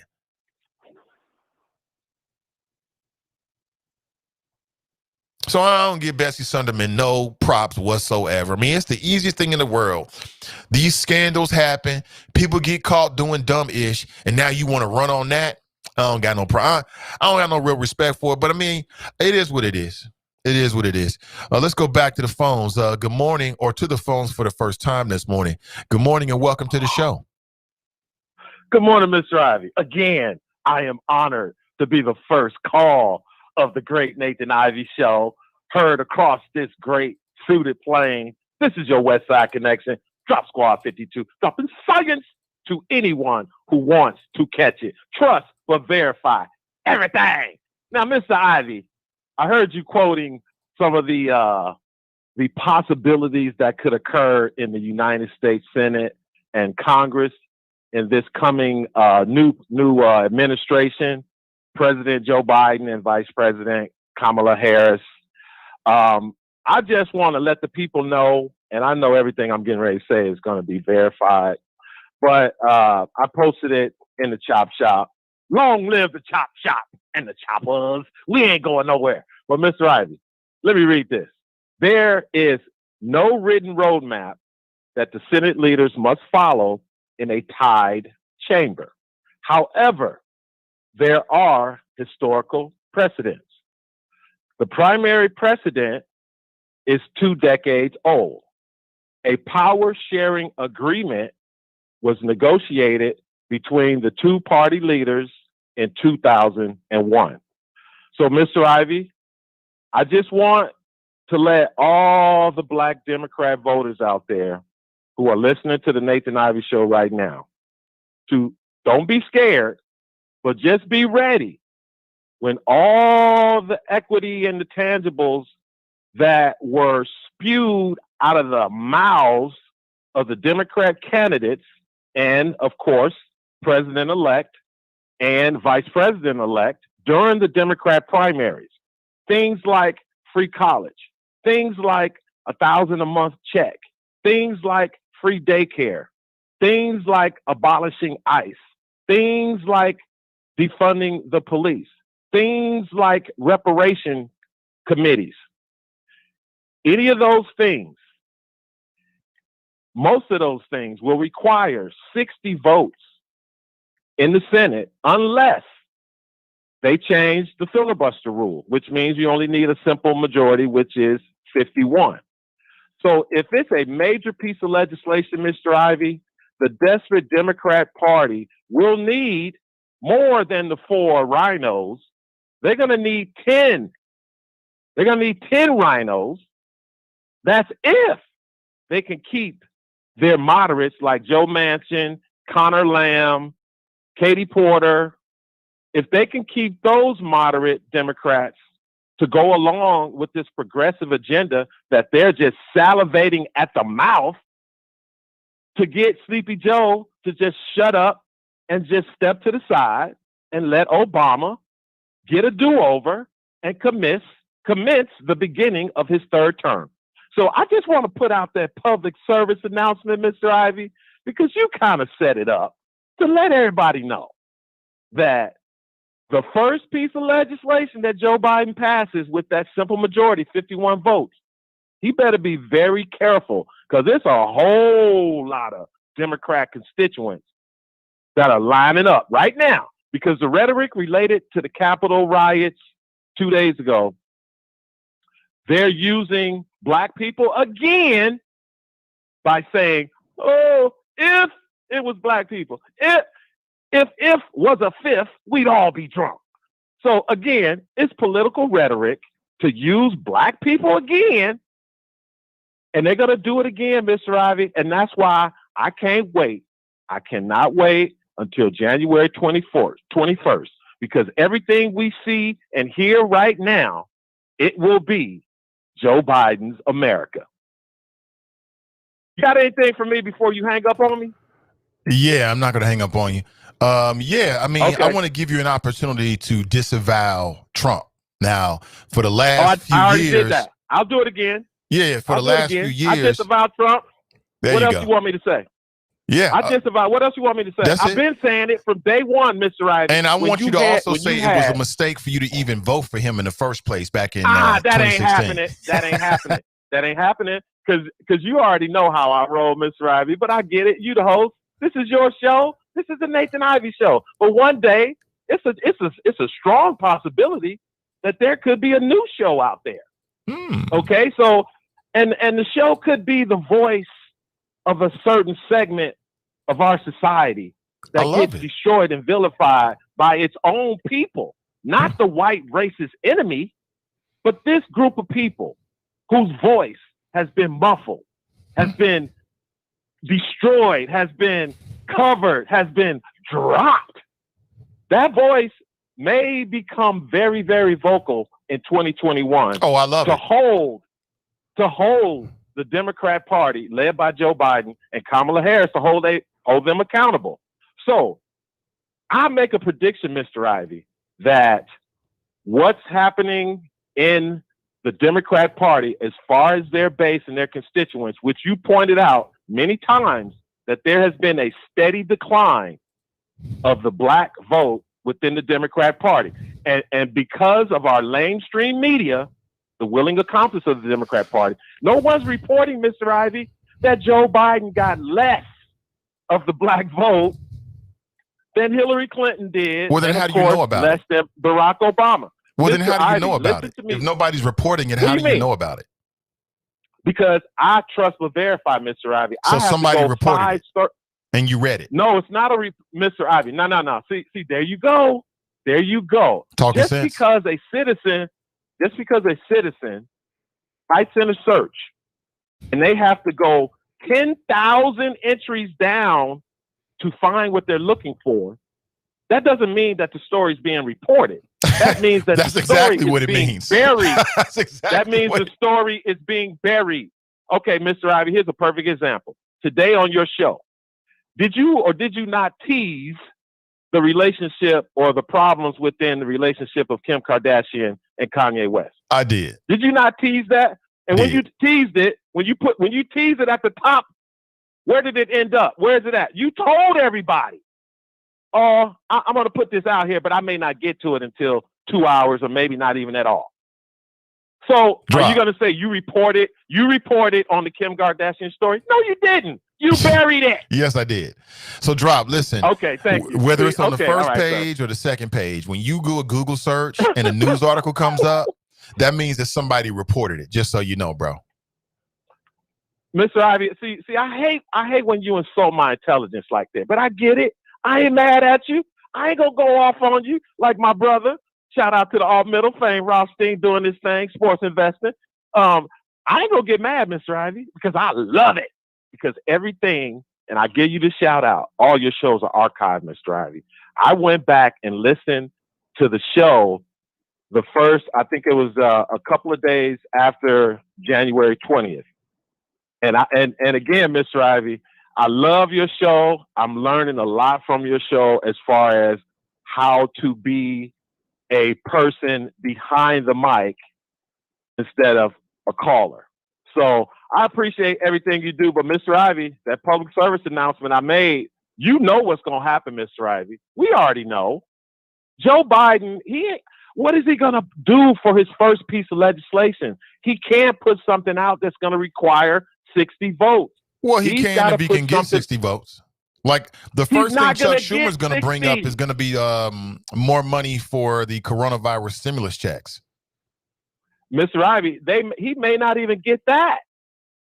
I hate to say it. He may not get to 2,000. They may have to compromise. At least they'll get a vote on it. Because Mitch McConnell, who I'm sure you voted for or you supported, because I know you didn't vote for him. He was a senator in another state. I live in California. You live in California, yes, right. Yes. But I know you supported him. But Mitch McConnell wouldn't even allow him to come up for a vote. Stop! I know you're trying to trigger me, but go ahead. I'm sorry. You just be putting words in my mouth. Go ahead, sir. You're right. I am trying to trigger you with the truth. So, yeah, Mitch McConnell wouldn't even bring these things up for a vote because he knew they would pass. Like that coronavirus $2,000, that's probably going to pass. No, it's not, Mr. Ivy. It's not. I don't think it's going to pass. I don't think the 2,000 will pass. I think it's going to be a compromise. Like you said, it may be another 600. It could be 1,000. Because guess what, Mr. Ivy? When they start debating it, they're going to start bringing up stuff that was in this last package, like paying illegal immigrants and their families. Because I'm pretty sure you verified that, right? Or is that just some crazy right-wing rhetoric? I'm not necessarily against paying illegal immigrants and their families. Mr. Ivy, I didn't say I was against it, but I'm telling you, it's a lot of Democrat constituents that are in line, especially the ones that got a lot of melanin in their skin. They already pissed off that the brown man done jumped the line in front of them. So if the Democrats do it again, Mr. Ivy, anything related to our brown brothers, if Joe Biden served them up first, again, the history says black people ain't going to do nothing. They're going to say, okay, we sorry. We'll wait till next time. Okay, because we've been waiting since 1965. I guess we can wait a little longer. We sorry. We sorry, Sleepy Joe. We just go back here on the porch, sip of some sweet tea. We'll wait until Kamala get in. Because I know when we get us a black president, we're going to get everything we've been waiting for since 1960. Oh, wait a minute. We had a black president. Drop Squad 52. Drop the science to anyone who wants to catch it. I hope I triggered you, Mr. Cleo. That guy, that's drop right there, man. You got to love him. You got to love him. That's all I can say. 513-873-7134. C. Smith is right. She writes, he can do a lot of damage in 2 weeks. He's a petulant child. Yes, he is. She writes, evict him. Akeem's in the house. He writes, F Kodak Black and Lil Wayne. Pardon Larry Hoover and Jeff Forte to save Chicago. Larry Hoover. Brent writes, Trump is pulling a Nino Brown. If I'm going down, I'm taking all of you with me. Right. He certainly is. It was that guy, Kareem Akbar. Remember that? He was like, what? Me? I ain't do it. I'm not Nino. Lemmy writes, who cares about the Kardashians? Millions of people, Lemmy. But you know me, if we get to that, I'm going to position in a way that's relevant for a larger audience. Put Trump out of office before he can pardon anyone, including his crime syndicate family. I'm with that. Anthony writes, he should sanction. Yeah, I think I read it already earlier. Arnell writes, they finally arrested that heifer in California right after she had an interview with Gail King. The police had to pull her out of the car because she refused to get out the car. Are you talking about the California Karen The woman who lost her damn mind, she basically lost her wallet and then assaulted a minor. Are you talking about? Good. I'm glad. I'm glad. When you start breaking the law, then your ass should go to jail. Period. Point blank. Simple as that. Just like everybody else. All that law and order stuff they run down on us, cool. Then we're gonna run it down on you. Simple as that. I got no respect for it. Hold on. Check this out. Check out this video here. Now, here's a video of an officer just opening the gates and allowing people to come on in. Just come on in here. Yeah. Come on in. Come on in. Yeah. Oh, yeah. You gonna go to Nancy Pelosi's office? Oh, cool. I think that's a good idea. Come on in here. I want to say this a real quick clip. I'll play it for you very quickly. Check this out.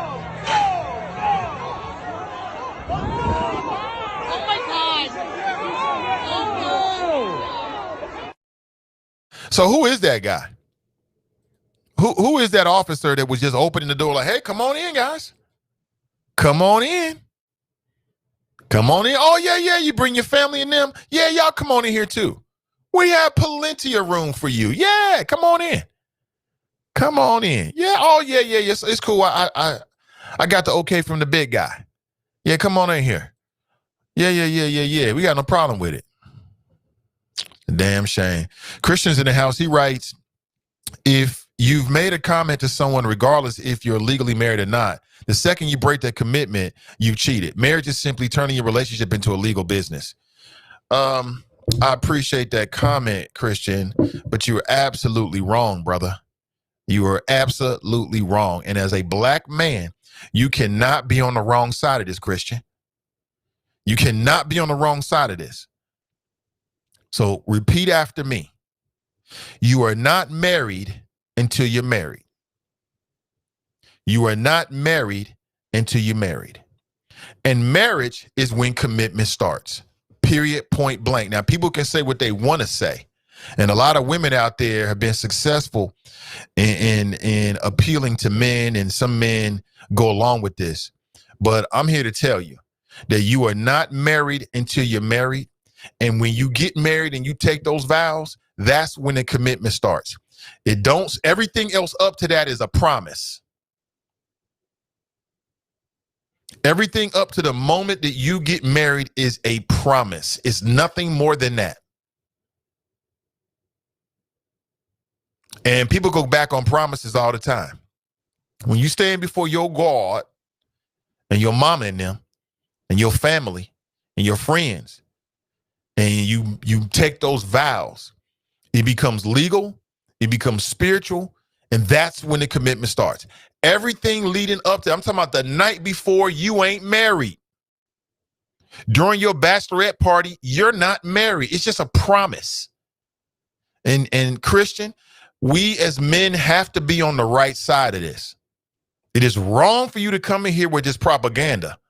Because women are watching and they're going to be like, oh, yeah. Hell no. Hell no. And people can say everything they want to say, but what I'm telling you is the truth. Because that goes for men and women. People can talk all that, oh, yeah, commitment, my ass. That's just some words. That don't mean a damn thing. It don't mean a damn thing. Until you take them vows before your God, before the state, before your mama and them, and your daddy and them, and your grandmama and them, and your cousins and your friends. Until you do that, y'all basically just girlfriend and boyfriend. And that don't mean a damn thing. And I'll tell you why. It don't mean a damn thing. It's so funny. I was watching Midday Juice, I think it was Tuesday, with Ask Ashley. Shout out to Ask Ashley. She does it's a great job. The show is growing. That podcast is growing, largely because of her.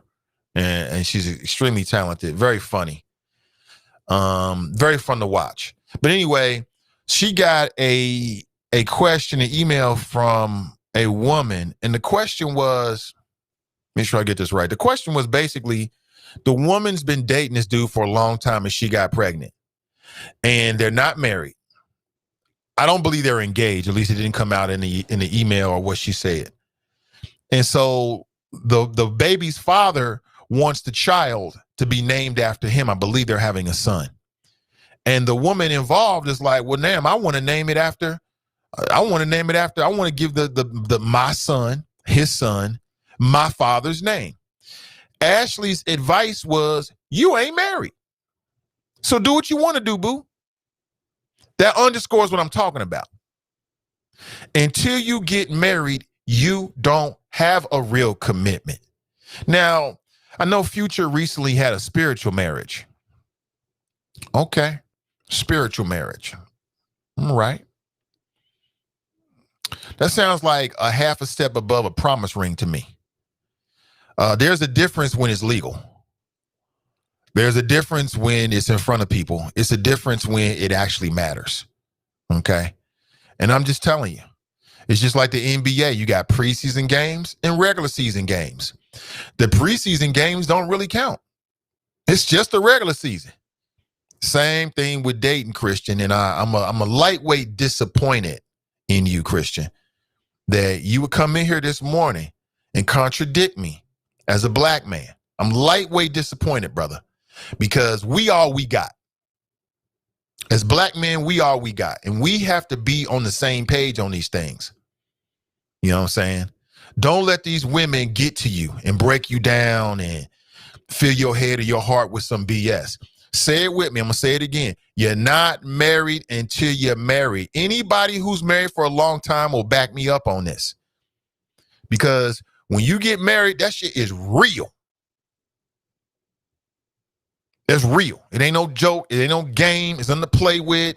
Everybody want to play house. It's completely different when it's real. So stop these games. Christian, stop this propaganda. Please let this be the last place you post something like this, brother. Okay? We all we got. Black men don't cheat, and we got to stay together. That goes for men and women. Fellas, you ain't putting no ring in it, on it, you ain't got no say-so. If, as Ask Ashley said earlier this week, if you dating a woman, she gets pregnant by you because you're not married, you don't have no say-so on what to name the baby, that means you ain't got no commitment. That means there is no cheating. You do what you want to do. If a woman don't have to name a child, a male child, after his father, even though they're not married, then you ain't got no real commitment until you get married. Can I get an amen on that? Period. Stop playing games with this. And don't let women fill your head. I'm talking to the fellas, not just you, Christian. Don't let women fill your head with this nonsense. Because women love to put men under these constraints about commitment and all that. Nah, yeah, fuck all of that. I ain't doing all that. Keep it real with her. I'm dating. I'm seeing you. I'm seeing them. I'm single. You don't like it? Don't rock with me. If you're rocking with me, it's what I'm doing. Just had the courage to say that. That's it. Yeah, we kicking it, but I'm kicking it with her too. That's it. And that means you can kick it whoever you want to kick it with. That's it. Period, point blank. We dating. I like you. Yeah, I'm very fond of you. You got a lot of great qualities. But monogamous? No. What for? Why would I do that? Why would you give up that and you ain't got no ring on it? Hell no. Hell to the nah. If y'all remember nothing else from today's show, remember that. Take it to the bank. And grown folks who are married know what I'm saying already. You know this. You already know this. All them careless whispers, post-coital, after sex. Come on, man. Leave it for it. It's a moment. Leave it like that. We're trying to make it something bigger than what it really is. Oh, my God. My work is just getting started. My work is just getting started. My work is just getting started. Damn, y'all lucky I'm here to keep it rizzle on these very critical issues. Very critical issues. Black men don't cheat. Say it with me. And you're not cheating if you're not married. Fiance don't matter. That's right. If you engage, you ain't married. It's just a promise. That's it. That's it. Stop playing games. Wake the fuck up. Cinderella's not real. There is no Cinderella. There is no Prince Charming. We just all tragically flawed human beings. Let us live. See, that's why these relationships don't be working, because people put these unrealistic, things on it. Got to do this, got to do that. You take away all the damn fun. I'm with you because it's fun. You take the fun away, I don't want to kick it with you no more. When are people going to realize that? Keep the fun going. You keep the smiles happy. Everybody smiling. Everybody having fun. Dude, we can keep this going. When you start talking about what I got to do and who I'm talking to and why didn't I do this, that shit ain't fun no more, y'all. I'm just going to tell you. It's like, why am I doing this? Oh, that's right. Because I like her. Because I like him. Don't do that. If you're not married and you dating multiple people, don't lie about it. Keep it 100. Put it on the table. I'm dating. And what you're going to find out is you're going to be much more likely to find the kind of person that you're really looking for, rather than having these unrealistic expectations on people that really can't give you what you're looking for. But again, I'm going to get off of that. 513-873-7134. Christian, I am lightweight upset with you this morning, brother. Lightweight. Cease and desist. We have to support one another as black men. C. Smith writes, Nancy Pelosi's gavel was stolen from her office. They literally sat at her desk and took selfies. I saw dude. Dude is going to be charged with all kind of federal crimes. I can't wait. For the court date when they get up there and start, you know how it always, everybody's tough until they set it before the judge, right? Everybody act hard until the shit pop off, right? Isn't that what dude said? Who was the rapper? A$AP Rocky? Everybody act hard until the shit pop off. Everybody hard until you stand before the judge. Then it's like, I'm sorry, judge. I apologize. Oh, man. I can't wait for that day. I want to see them all go to jail. I want to see the perp walk. I want to see the information from inside the courtroom. It'll be in federal court, so it probably won't be any. It'll probably be like the sketches that they do when it's in federal court. I can't wait. Letty writes, great morning, Nathan Ivey and the Choppers. Yes, it is. Anthony writes, interesting to see what penalty DC rioters get. I'm sure some of the areas and offices they got into had sensitive info on the desk. I don't know what the crimes are. I hope it's all super serious. I hope people go to jail, because that's the only way you're going to deter the next round of goons and goonettes, Trump goons and goonettes, from going out there and doing what they do. Hey, Lenny B is in the house. He writes, Nathan, we're going to have to deal with these people after the election. True. They feel the country sleeping from them. True. Stay maxed up and strapped up. Absolutely 100%. You ain't got to tell me. We live this life. We all about it here on the Nathan Ivey Show.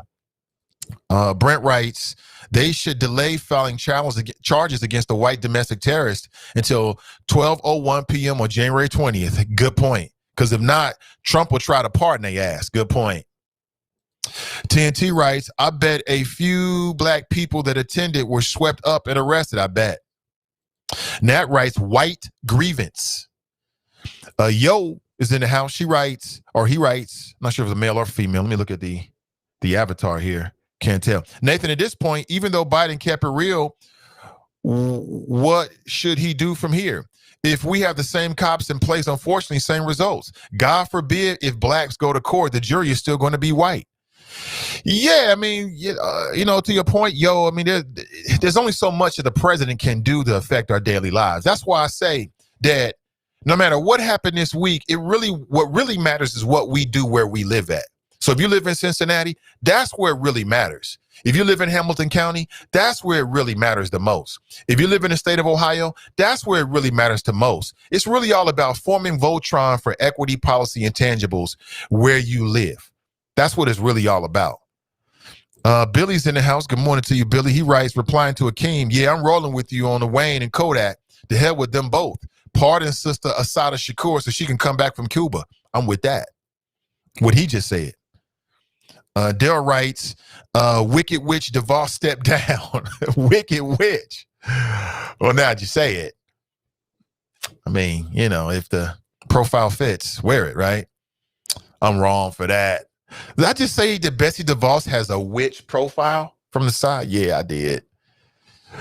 Kevin writes, morning, everyone. Can't wait. I have my popcorn ready for the rest of this presidential show.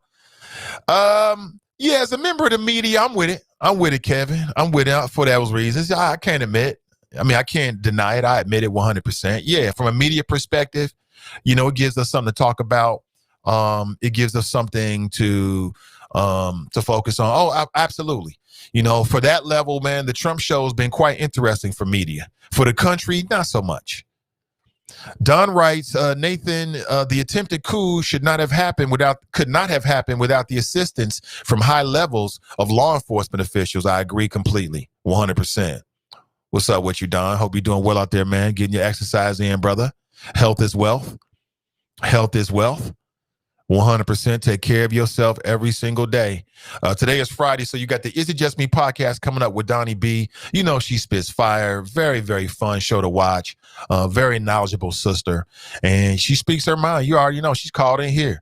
She'll give you the business, and I love it. But a lot of fun on the show. And she's going to be talking about three things today. She's going to be talking about, of course, the Capitol coup. I like that word a lot better, with the white domestic terrorists. She'll be talking about that. She likes to talk about what she watches. Everybody's been shut in. They've been watching these shows on these streaming services. And she's no different. And there's a very interesting show called Bridgerton. Now, I haven't watched it. But I know some people have. I think the wifey watched it. I can't remember what she said to me about it, but I know it's been getting some rave reviews. Donnie's going to touch upon that. And also, we can't forget, this week we had the information about Jacob Blake. Remember Jacob Blake? He's the brother that's paralyzed as we speak right now, sitting in a hospital bed. He's got to rethink his whole life. Because he got shot in the back several times by a white officer. Well, it came out this week that there'll be no charges in that particular case, and she's going to hit that among other things. So that's coming today at 12:30. And then, of course, you got the ladies of the Dope Chicks Collective on Sunday. And what I like about the Dope Chicks is they got their own thing going on. Like, their show is not tied to headlines. Like a lot of the shows that we do here from CDM or sort of current event shows, and they're sort of tied to what's happening in the news, and that's great. Dope Chicks, they own some Black female empowerment, really, really digging deep beneath the surface in terms of their own evolution and experiences. And you can check them out on Sundays at 1 p.m. streaming live on this Facebook page. And you can check them out on social media. They've got a YouTube channel up as well. You can check it out as well, where they post everything after the live stream. So that's what you can expect over the next couple of days. And over this weekend, I've got three podcasts that's in the pipeline. At the front of the line of that, of course, is Tiffany Daniels. If you're not hip to her show and her podcast, she's been doing it for some time. Find her right now on Facebook and check out some of her previous episodes. She's all about wealth building, real estate, financial planning. A lot of people said, hey, Nate, we need a podcast like that. And I'm like, well, it's just great. People are already doing good work. And I feel very privileged to be working with her, and you'll hear more about that very, very soon. But you should check out some of those podcasts and follow her on Facebook. Her name is Tiffany Daniels. Great work. She got a really great way about her. And again, for me, right now, it's all about wealth building. Like I said, when Black people can make their own money, we can determine our own destiny. You feel me on that? If you want to help the Black family and close the gap, then put that money in our pocket. We know what to do with it. We can go out and buy our own property. And so she talks with people in various industries, whether it be cryptocurrency, whether it be real estate, you name it, people who are already successful, who've been doing it. And they come on to the show and they share their expertise and experiences. So very, very informative and entertainment. She has a great way about herself that, to me, makes her show very, very listenable and watchable. And currently she's doing it on Mondays, coming real soon. Got another podcast called Melanated Insights, hosted by two Black females. And they got a different perspective. They own some melanated stuff, as you can tell from the title. But they're going to be sharing their thoughts about current events, their own experiences as Black women. And that'll be coming as well. Plus, I got a couple of podcasts hosted by Black males. They'll be talking about current events. among other things as well that are coming to CDM real soon. And that's just the tip of the iceberg, quite honestly. I mean, we're moving forward with this project, and somebody writes, OJ is innocent. Alicia, you need to stop. You know, damn well that man ain't innocent. What? Innocent? That is hilarious. He killed them people, man. I mean, it is what it is. Sure, the LAPD is racist in the motherfucker back in the day. We know that. And I think OJ killed them white folks. There's just too much blood evidence. I do not believe there was sprinkling blood everywhere around LA. I don't believe that one bit. OJ did it, or he was right there when it happened. He had a history of domestic violence and snapping. And for all we know, he might have had some of those traumatic brain injuries that go undiagnosed that professional football players, you know, that we're more aware of now because of medical advances, right? He snapped and killed them two people and got away with it because he used the race card. And, you know, it is what it is. America got what they deserved. It is what it is. Y'all set up the rules that way. And he got off. Simple as that. I ain't super mad about it. It is what it is. I mean, but I got to keep it real. I got to keep it real. Nat writes, OJ is wild. OJ is super wild. C. Smith writes, leave OJ alone. I got to do it, C. Smith. You know me, I got to keep it real. TNT writes, exactly. Yo writes, OJ better be careful. Them next will come after him. That's right, they will. OJ went to jail for something he shouldn't even went to jail for. How you going to rob somebody? And then when I go back to get my stuff back, I go to jail? Well, the problem was they had guns and they committed, it was essentially kidnapping. So just so you know, if you pull a weapon on somebody and tell them they can't leave and they want to leave, you've now kidnapped them. You ain't got to transport them anywhere. Your ass is dealing with some serious charges. I still think OJ never should have went to jail for the second charge. If anything, he should have went to jail for the death of Ron and Nicole. That's what he should have went to jail for. But, you know, or Nicole and Ron to keep it alphabetical. Let me see. TNT writes, have several seats.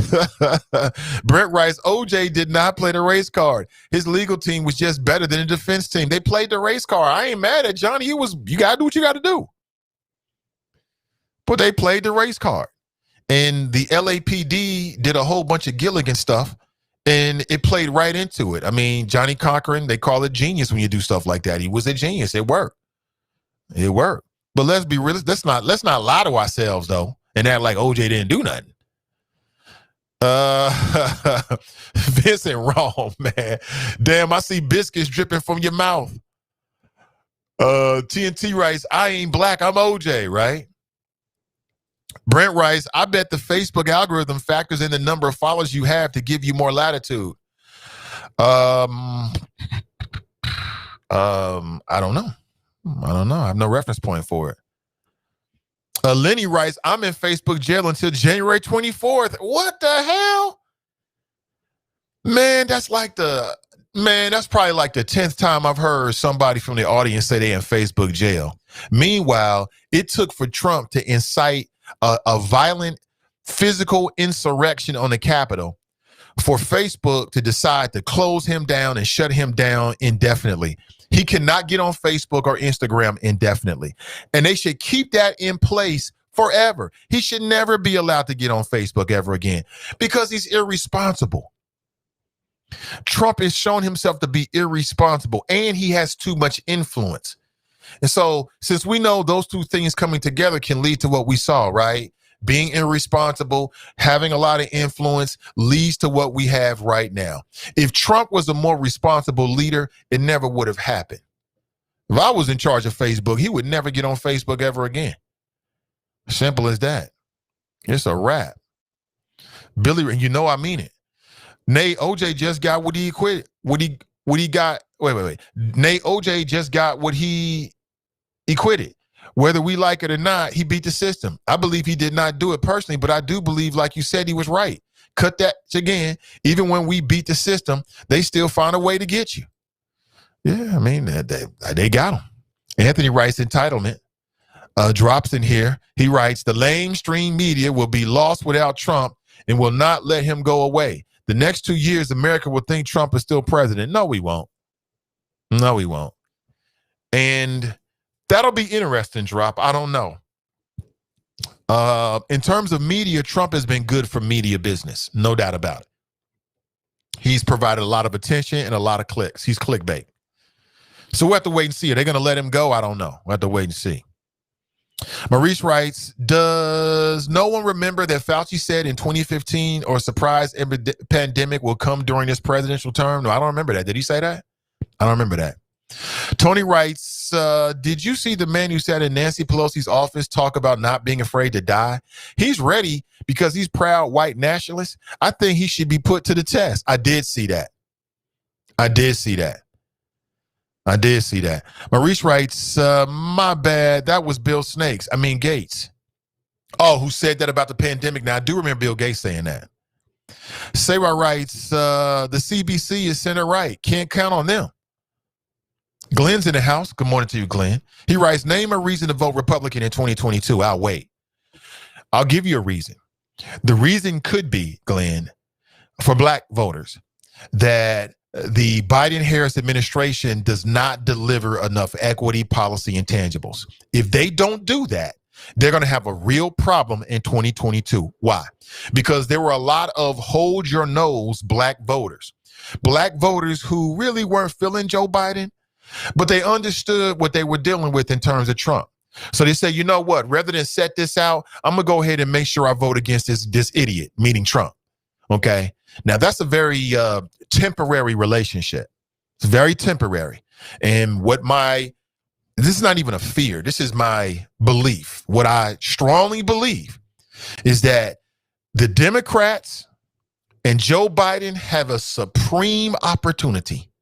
They couldn't have a better opportunity. They have a supreme opportunity now with this majority.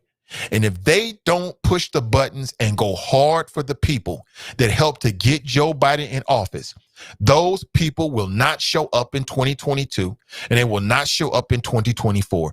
And they will open the door. They will open the door to allow the Republicans to make more inroads. If I'm Joe Biden, I'm going hard for my base. If I'm Joe Biden, everything on the lift, every voice, black agenda, every single item is coming up for a clean vote. Now you can't control after that, but I would put the supreme effort into doing that. If you want to get black voter loyalty, you've got to deliver tangibles to black voters. They've got the opportunity. They've got the power. Everybody's watching.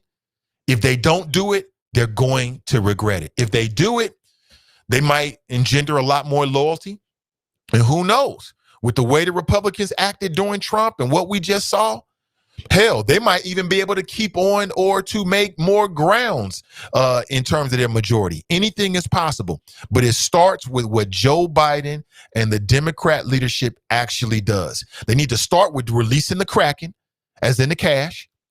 He said, "You $2,000 checks." God damn it, we better see some $2,000 checks.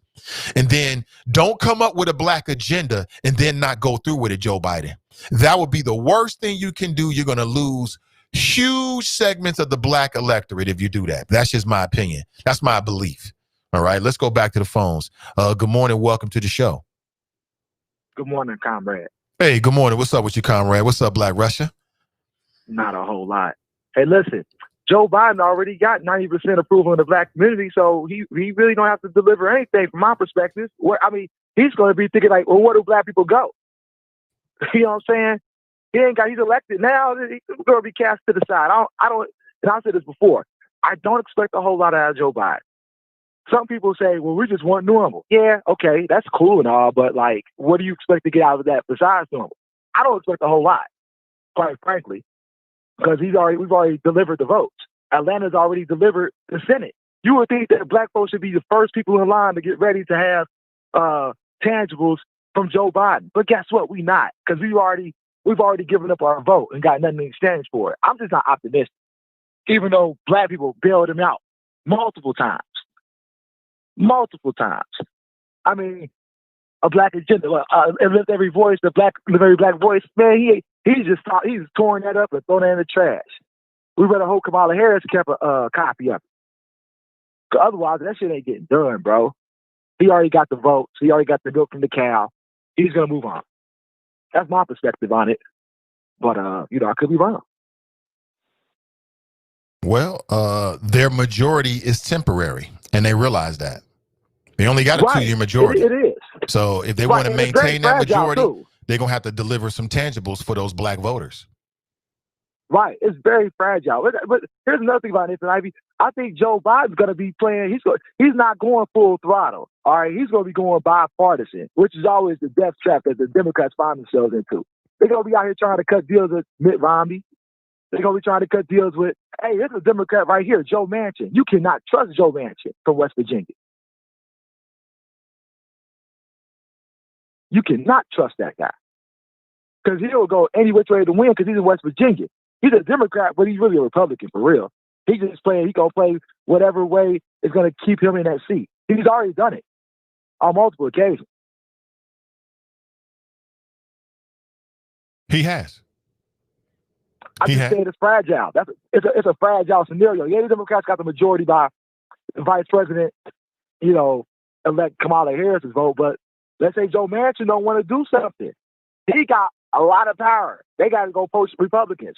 So, I don't see this full-blown liberal agenda going across. Like all the folks screaming for Medicare for all, they better be happy if they just get a public option, some watered-down version. You know what I'm saying? Like, it's going to be Diet Coke. It ain't going to be Coke. They're not giving you straight Coke. They give you Diet Coke.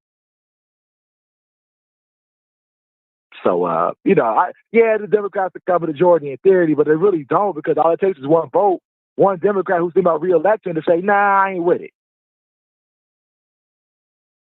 And all it takes is one Republican to say, yeah, I am with it, to replace that Democrat. So. Yeah, but what? Okay, right, exactly. So you swap one out to swap one out. How often is that going to happen? I don't see that really happening a lot. Mitt Romney's going to not, he might do a public option, but he ain't going Medicare for all. If you really about that left-leaning shit.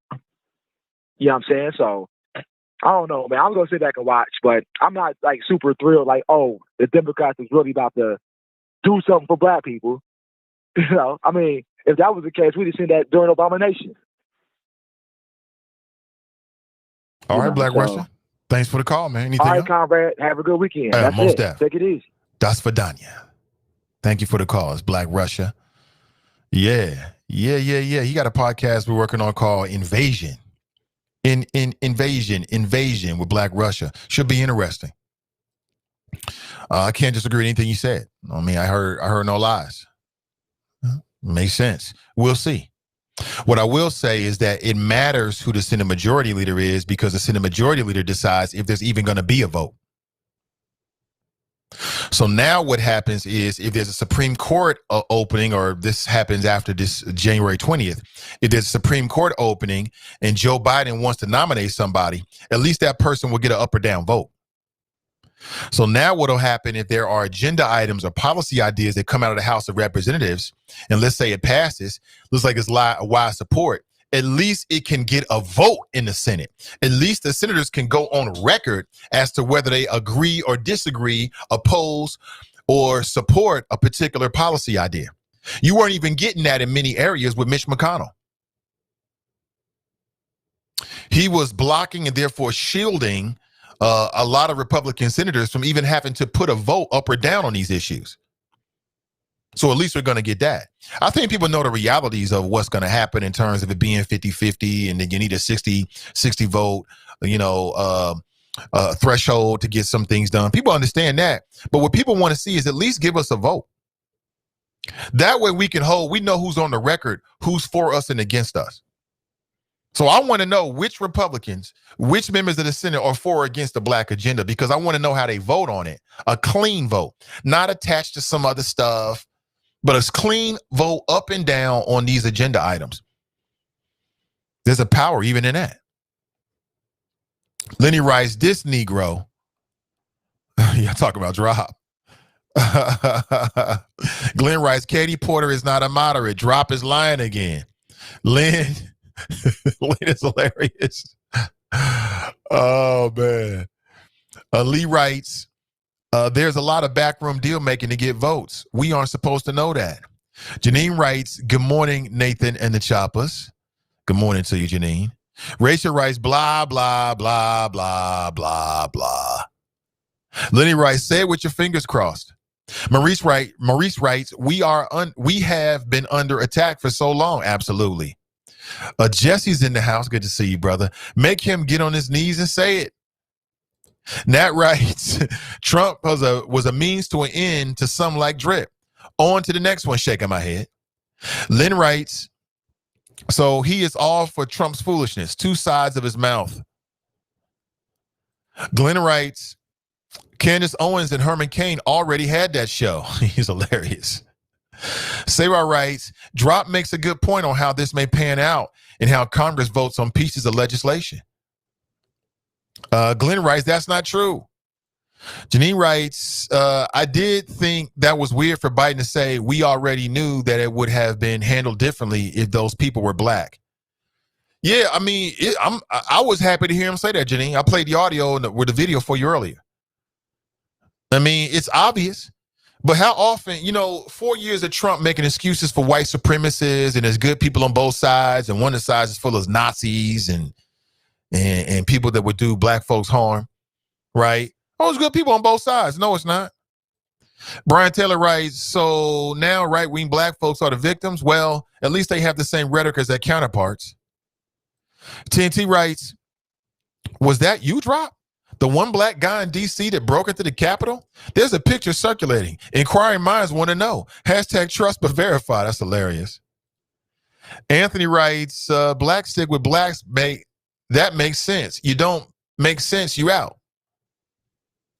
Toy writes, your first caller every day. Your voice hasn't been silenced, Drop.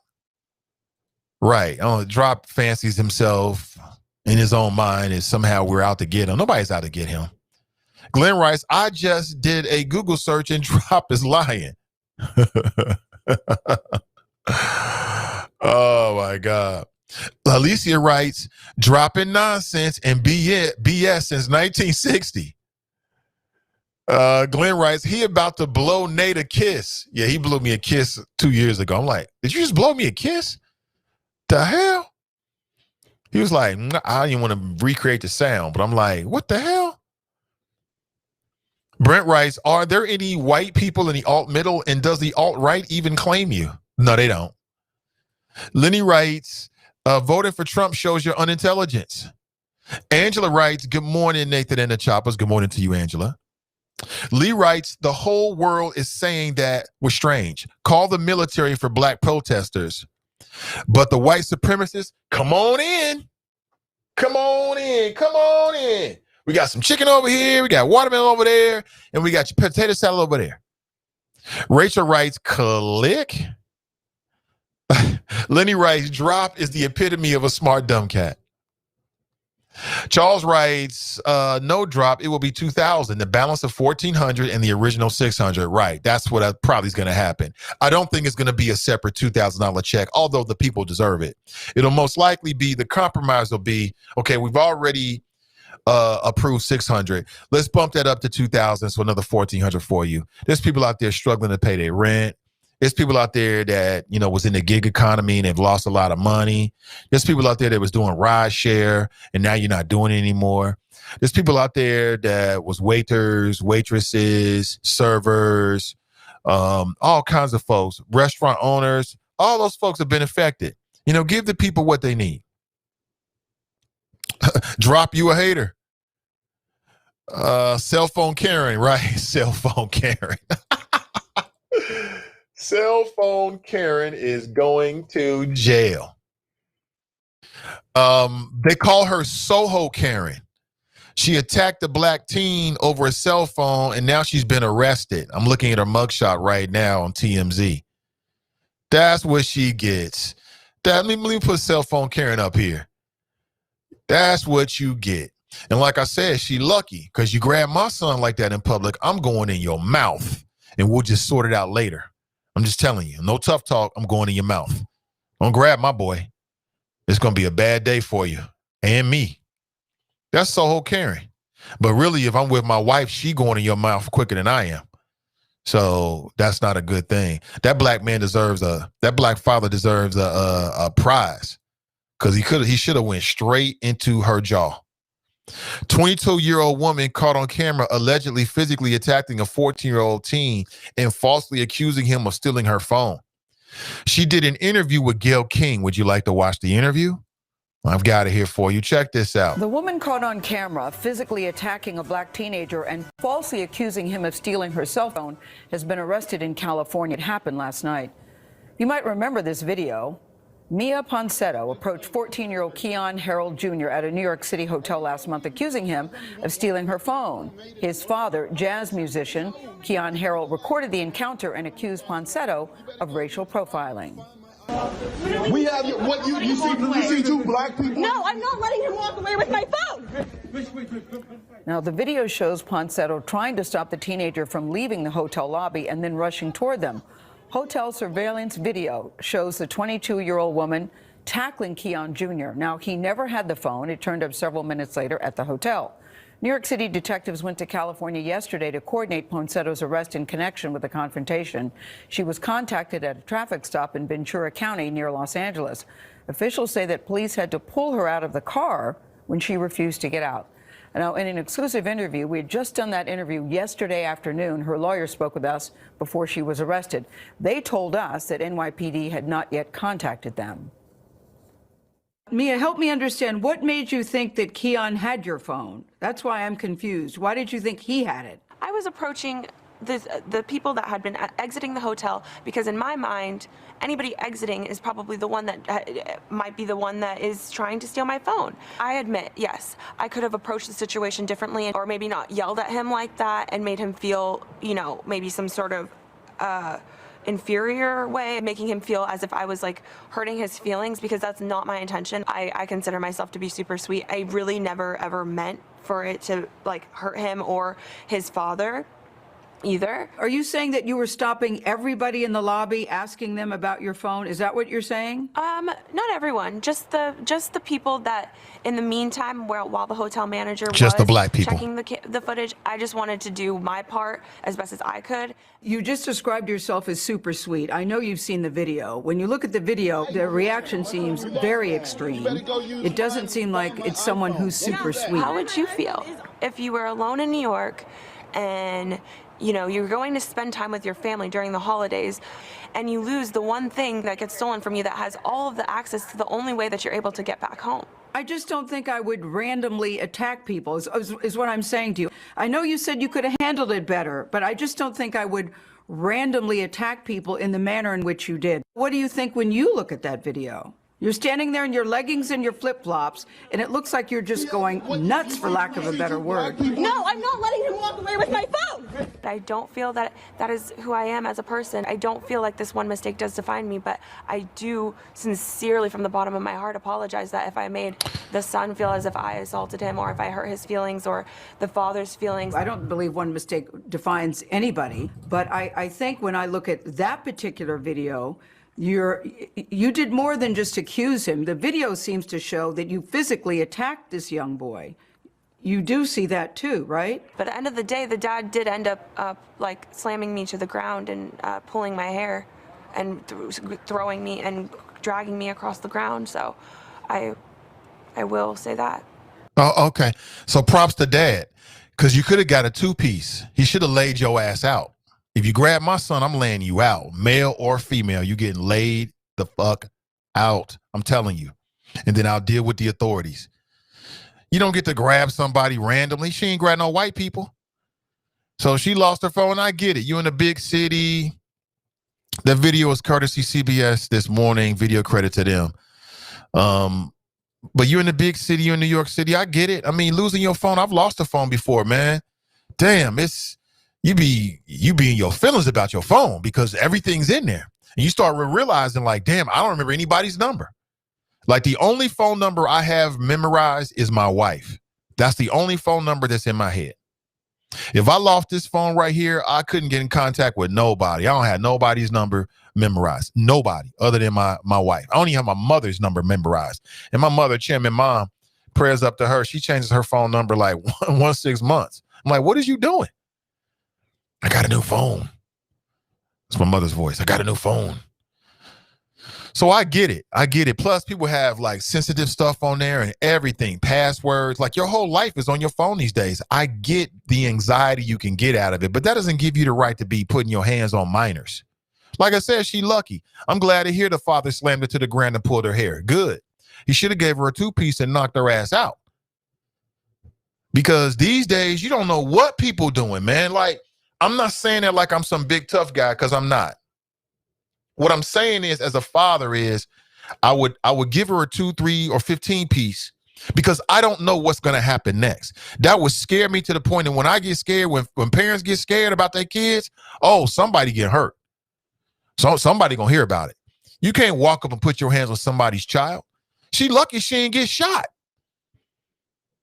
Because I don't know what the next thing I don't know if you're trying to kidnap my kid. That's why I tell the police she tried to kidnap my son. It was my son's life. And I had to put her down, officer. Talking about something, I'm not that person. These Karens and Darrens kill me. They go out here and do these things and say, well, this one thing it's not indicative of who I am. Yes, it is. You are who you are. You are what you do. You're not what you think you do. You are what you do. If this is what you're doing out here, this is who you are. Simple as that. Let's go to the phones. Good morning. Welcome to the show. Hey, Nathan, it's Tracy. How are you? I'm doing great, Tracy. Good morning and welcome. Sounds like this Puerto Rican Karen has a little bit of white entitlement to me. She sounds just like any other kind of Becky that, just feels entitled to stop anybody, play the police, play detective, whatever. And it's just my kid, I would have went in her jaw just as well. But here's what I'm thinking. If this was a thing where this happened in Ohio with Stand Your Ground and you had went in her jaw or I had went in her jaw or even shot her for that matter because I thought she was trying to attack my kid, that still probably wouldn't end well for us because there is a different set of rules for us as it relates to defending ourselves. This kid can get some justice because I'm telling you, all I probably would have needed in that minute was a little bit of street justice to whoop her ass. And she would have known the next time before she approached somebody in a hotel lobby that she better find another way. This whole story just irritates me because that kid didn't deserve that. 100% with you. 100%, Tracy. Anything else? Oh, one more thing, Sure. Nathan, and I'm going to say this because I just pulled up at work. It just baffles me how patriots or whatever they want to call themselves were able to get into the Capitol building. Like I told you before, I'm a federal contractor, and I'm just pulling up at work, and I thought about it because the mailman just pulled in as well with me. Here on the property that I work at, you cannot pass the threshold, the gate, the arm that goes up, unless our armed security guards check you in. They have a log. They log people in. If you're like, you have a visa or something, but you're not an American citizen, they go around your car. They check under your car with the mirror. They do all of that. If you cross that threshold without talking to the officer, they have the authority to shoot your ass dead. And that's what should have happened. Even if they were outnumbered, they should have tapped somebody just to send a message to let them know that you're on federal property. This was a whole inside job, and somebody needs to be really taking an investigation seriously as to how they were able to even pull this off, scale walls, all of that mess. I was just sitting there dumbfounded. The first thing that I saw when I was looking was where was the Secret Service, because they're usually posted on top of those buildings, walking back and forth around the clock. So it was just all, to me, an inside job. But that needs to be investigated as soon as Joe Biden gets his ass in there, because we know Trump's team had something to do with that. But I'll just leave that right there. All day, every day. Thank you for the call. Have a good one. Yeah, you too. Have a good day. The only thing I would add to that is just somebody did get shot. A white female got shot. She got shot in the face, as I understand it. We saw the video. It was not good. It was not a good scene. Like, I don't want to see somebody lose their life over that. She was like a 14-year, I think, Air Force veteran. And she was a MAGA, and if you MAGA, you MAGA. Okay, great, you MAGA. If you feel it, great. But that don't give you the right to go like nuts and you gonna start committing federal crimes and all this kind of stuff. You ain't got the right to do that. Speaking of which, I got the video for it right here. This is the woman that was killed in the Capitol siege. Check this out. Hold on one second. No, they ain't paying me. We ain't playing no videos like that. Let's let that commercial roll, then we'll play it here in a second. This is up on WorldStar right now. You can check it out for yourself if you're interested.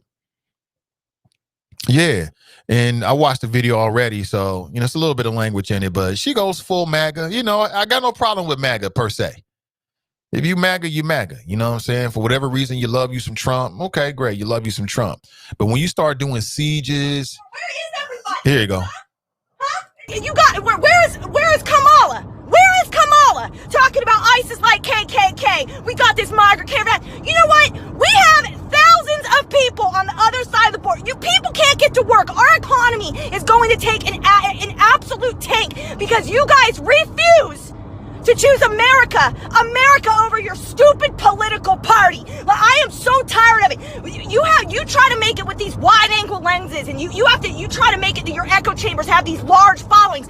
You got 40 people showing up, and you want to do a headline with CNN talking about, oh, we got massive protests for Trump shutting the borders. No, we do not. No, we do not. What we do have is a massive amount of pissed off people like I am because you guys will not sit down and do your jobs. California is suffering. Our homeless problem is out of control. Our drugs are out of control. When you have to have a budget to clean up human fecal matter off the roads, that is a problem, okay? This is absolutely insane. The meth problem, the fentanyl problem, the heroin problem, the illegal this is crazy, okay? Like, well, everybody wants immigration, but we need to do it the right and correct way. This is getting out of control, and you guys are lying. Why are you lying? Why are you lying? And why are you so worried about what everybody else is doing? I want to talk about what you're doing. Like I said, you can consider yourself put on notice, me and the American people. I am so tired of this. I am woke, man. This is absolutely unbelievable. Get your shit together. Thank you. Yeah, that was she said she woke, huh? And unfortunately, that was the woman that was shot in the face, and she died. And she was the first casualty that I remember seeing in the Capitol. Yeah, she was going super hard about some dumb ish. She was a 14-year Air Force veteran. Yeah, let me see if I can get her name real quick. 14-year Air Force veteran, and I mean, it is what it is. Her name was Ashley Babbitt. Ashley Babbitt. She tweeted on Tuesday, "Nothing will stop us. They can try and try and try, but the storm is here and it's descending upon D.C. in less than 24 hours, dark to light." She had no idea she was going to be a casualty to that nonsense. And she died for what? Nothing. She died for absolutely nothing. They didn't accomplish anything.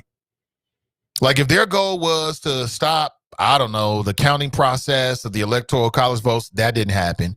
If their goal was to try to force Donald Trump to stay in office, that didn't happen. I mean, she died for absolutely nothing. She died for a Gilligan reason. I'm going to go ahead and say it. She died for a Gilligan reason. And for me, my life is way too precious to lose my life for some Gilligan-ish. I'm sorry. But that's just me. What do you think? Let's go back to the phones. Hey, good morning. Welcome to the show. What's going on, Nate? Hey, Happy what's Friday, up? my brother. What's up, Mason? Mason Mahler, what's up? Nothing much, man. I'm just listening to that tape. You know what that lady sounded like? She sounded like a female drop. Devoid of reality, no facts anywhere, and just completely off the chain. I mean, really. And you know what's crazy, Nate, is that again, use an example here locally, down the Dow. Nate, there are, I would say 9 out of 10 callers sound like that lady. They really do. Nate, I was actually on hold the other day, man, and one of the hosts, he's trying to talk sensible, like, hey, we actually lost the election. They're embarrassed by what Donald Trump and Drop did the other day by storming the Capitol and the whole shebang. Nate, they played him like he was the sensible Don of white people. They was trying to take his white boy card. I was actually on hold, and one white guy called in, and they had to hang him up. You know all about the delay. but he told the host F-U-U-N lover. Yes. And you know, people on the air, of course, they can't hear it, but the people on hold heard it. And I was kind of like, damn, so that's what we doing now? First of all, I didn't even know they were still using N lover. I thought that was passe. Right, I thought that was passe too. You're right. You know, it's like when you ever hear a white person say, well, I was at the store and they called me Whitey. You know he lying. Black folks ain't calling people Whitey. You know what I mean? But yeah, so Nate, this and which brings me to my other point. We talk about 2022, and I heard you earlier, and I agree with, let's say, 65% of what you had to say. But can you see any kind of viable alternative on the other side? Now, let me remind you, they only got Tim Scott, so that's who you're going to have to talk to. You know, he that point man. Come get your Republican N-word lesson. So, I mean, this is what we're having. And another point I'm trying to make is that as much as we hear drop in Black Russia with that BS that he had yesterday and that BS that he called in with today, talking about black voter divide, Nate, there's a huge white voter divide inside the Republican Party. You see it. You know exactly what I'm talking about. They turning against each other. They're eating their own. While the Democrats on the other side, we're getting that stuff together. We're coalescing around one type of movement, one type of where we actually got the power, which is where the 65% of where I agree with you about. But we have to remember, and if anything, I'll give Black Russia credit for bringing up Joe Manchin, but for Drop to even try to suggest that Katie Porter is a moderate, she's a progressive in all shapes and forms. She's always been that way. But they have an opportunity. First of all, let's get the $1,600 out. I think Durrell corrected it because they are $1,400 out because they already given out $600. The fact that because Mitch McConnell only wanted to give out a $600 measly freaking dollars is another reason why I'm happy what happened in the Georgia election. So the power is there, Nate. The wind is beneath our wings, as they like to say, using their vernacular. So we just got to continue to push them, and I think that's what's going to happen.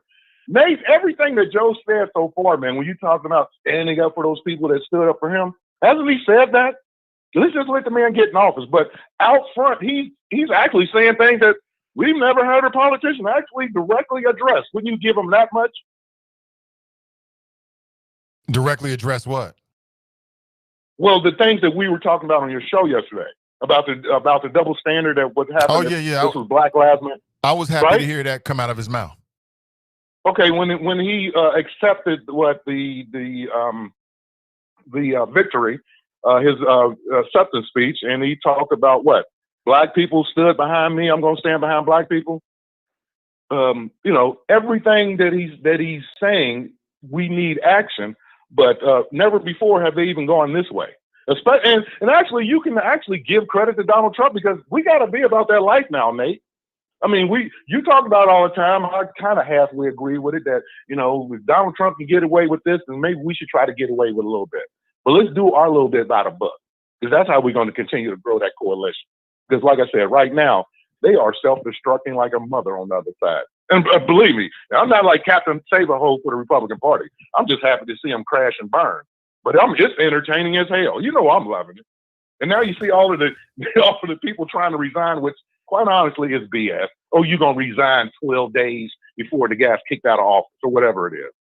That's doing nothing. Why didn't you resign 2 years ago, 3.5 years ago? Right, that would have been more impressive. Hey, Glenn, after the grab him by the P comment. I'm curious, who was the host down the dial that they said that about? They called it N-word lover. Scott Sloan.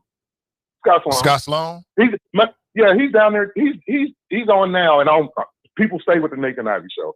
But he's trying to talk sense, like, oh, these people were seditionists, you know, and anarchists and everything, and you know, this is not an example, and we're embarrassed as a Republican Party. They're like, oh man, you're on the other side, you're part of the deep state.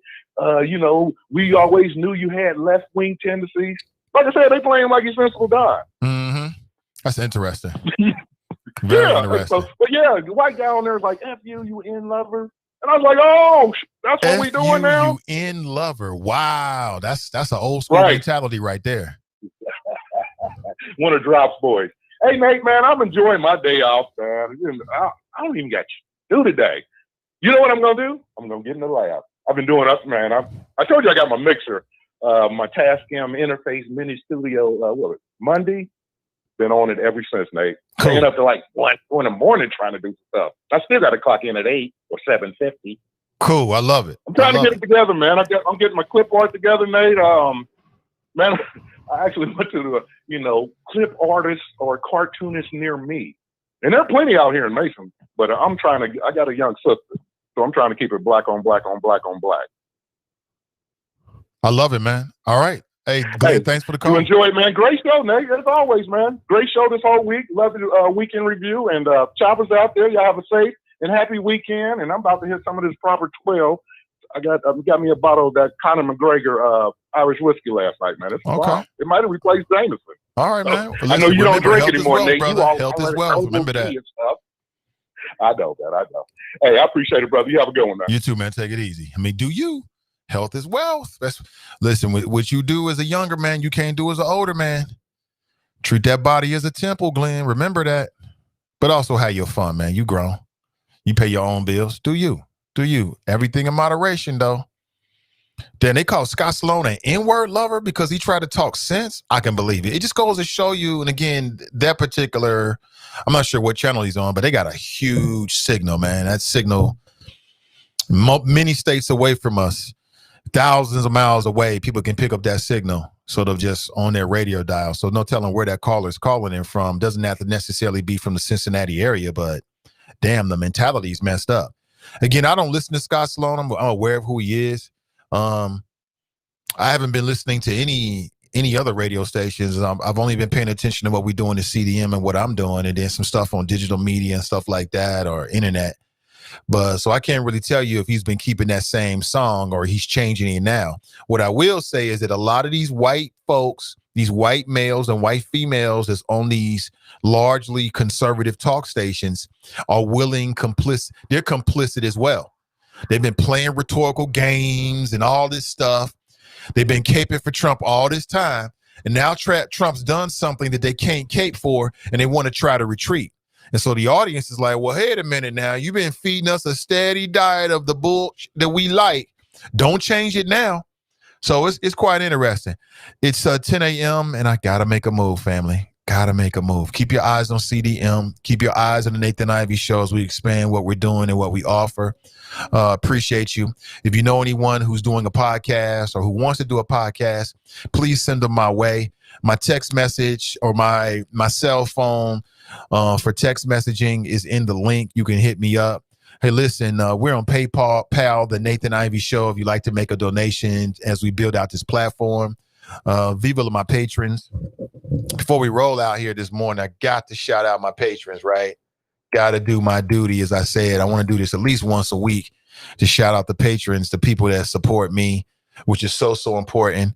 And if you're on the line, unfortunately, I'm not going to take any more calls because it's going to slow me up. I'm trying to make a quick move. I got a couple things I need to do this morning before we roll out of here. But I want to shout out all of my patrons right here, right now, on a Friday before we roll out.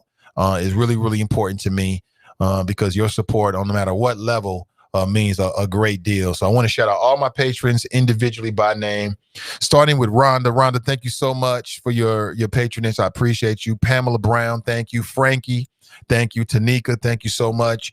Kush, thank you so much, brother. Charles, thank you. Hey, Michelle, thank you so much. James, thank you for your support another month. Monique, thank you for your support. Hey, Bobby, thank you for your support. I appreciate you. Brandon, thank you for your support. Gerald, Kelly, brother Omar, Flomani, appreciate you. Black Russia, appreciate you. Valicia, appreciate you. Mason, appreciate you. Jared, I appreciate you. Thank you so much. Marcia, thank you so much. Brian, appreciate you. Sean, Jesse, appreciate you all. Thank you so much. Robin, Ashley, appreciate you. Daryl, appreciate you. K Works, thank you so much. D Wizzle, Tracy, Elizabeth, Cassandra, Bozilla, appreciate you. Thank you so much. Patricia, appreciate you. Brooke, thank you so much. Lee, Cinnamon, Zola, thank you so much. Loving the Avi there, Zola. Ray, thank you so much. Dee Dee, thank you for your support. Rachel, Tony, Glenn, Letty, and Jerome, thank you so much for your support. I appreciate each and every one of you. And keep your eyes on that Patreon feed. Again, I give you exclusive content. I got a little bit slowed down because of things happening in the family, primarily with my mother. Prayers up to her as we all pray that she gets better. And again, I appreciate you. All right. Thank you so much. Much more to come.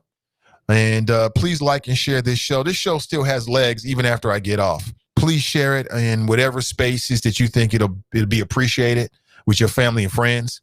Until next time, I'm Nathan Ivey, and I'm out.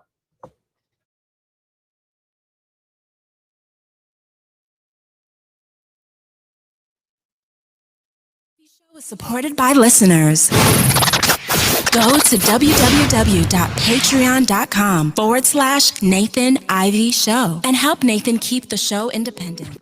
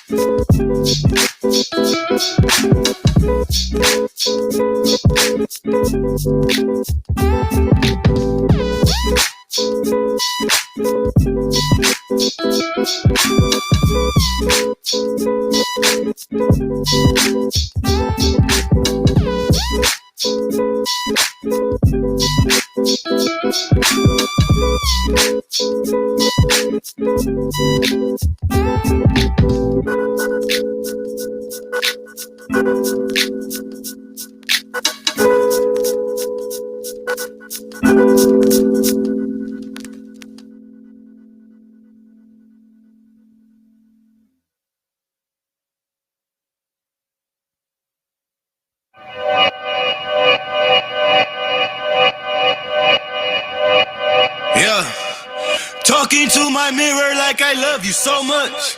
Curving on my critics like I heard you, so what? You can't kill my confidence, I think I'm the man. Tally all the I ever gave on my head. Lately I've been living like I can't take a loss. They ain't wanna help me, that's what made me a boss. You can't kill my confidence, I think I'm the man. We don't give a fuck, that's what they don't understand. I'm back again like flu season. I broke records while loose leafing. I'm coming down my roof, leaving. Don't give a fuck, I don't care. Did the for my lonesome. No wonder now I'm on one. No shortcuts on that long run. All I really want is my share. Get on my God, on my told him it's nothing.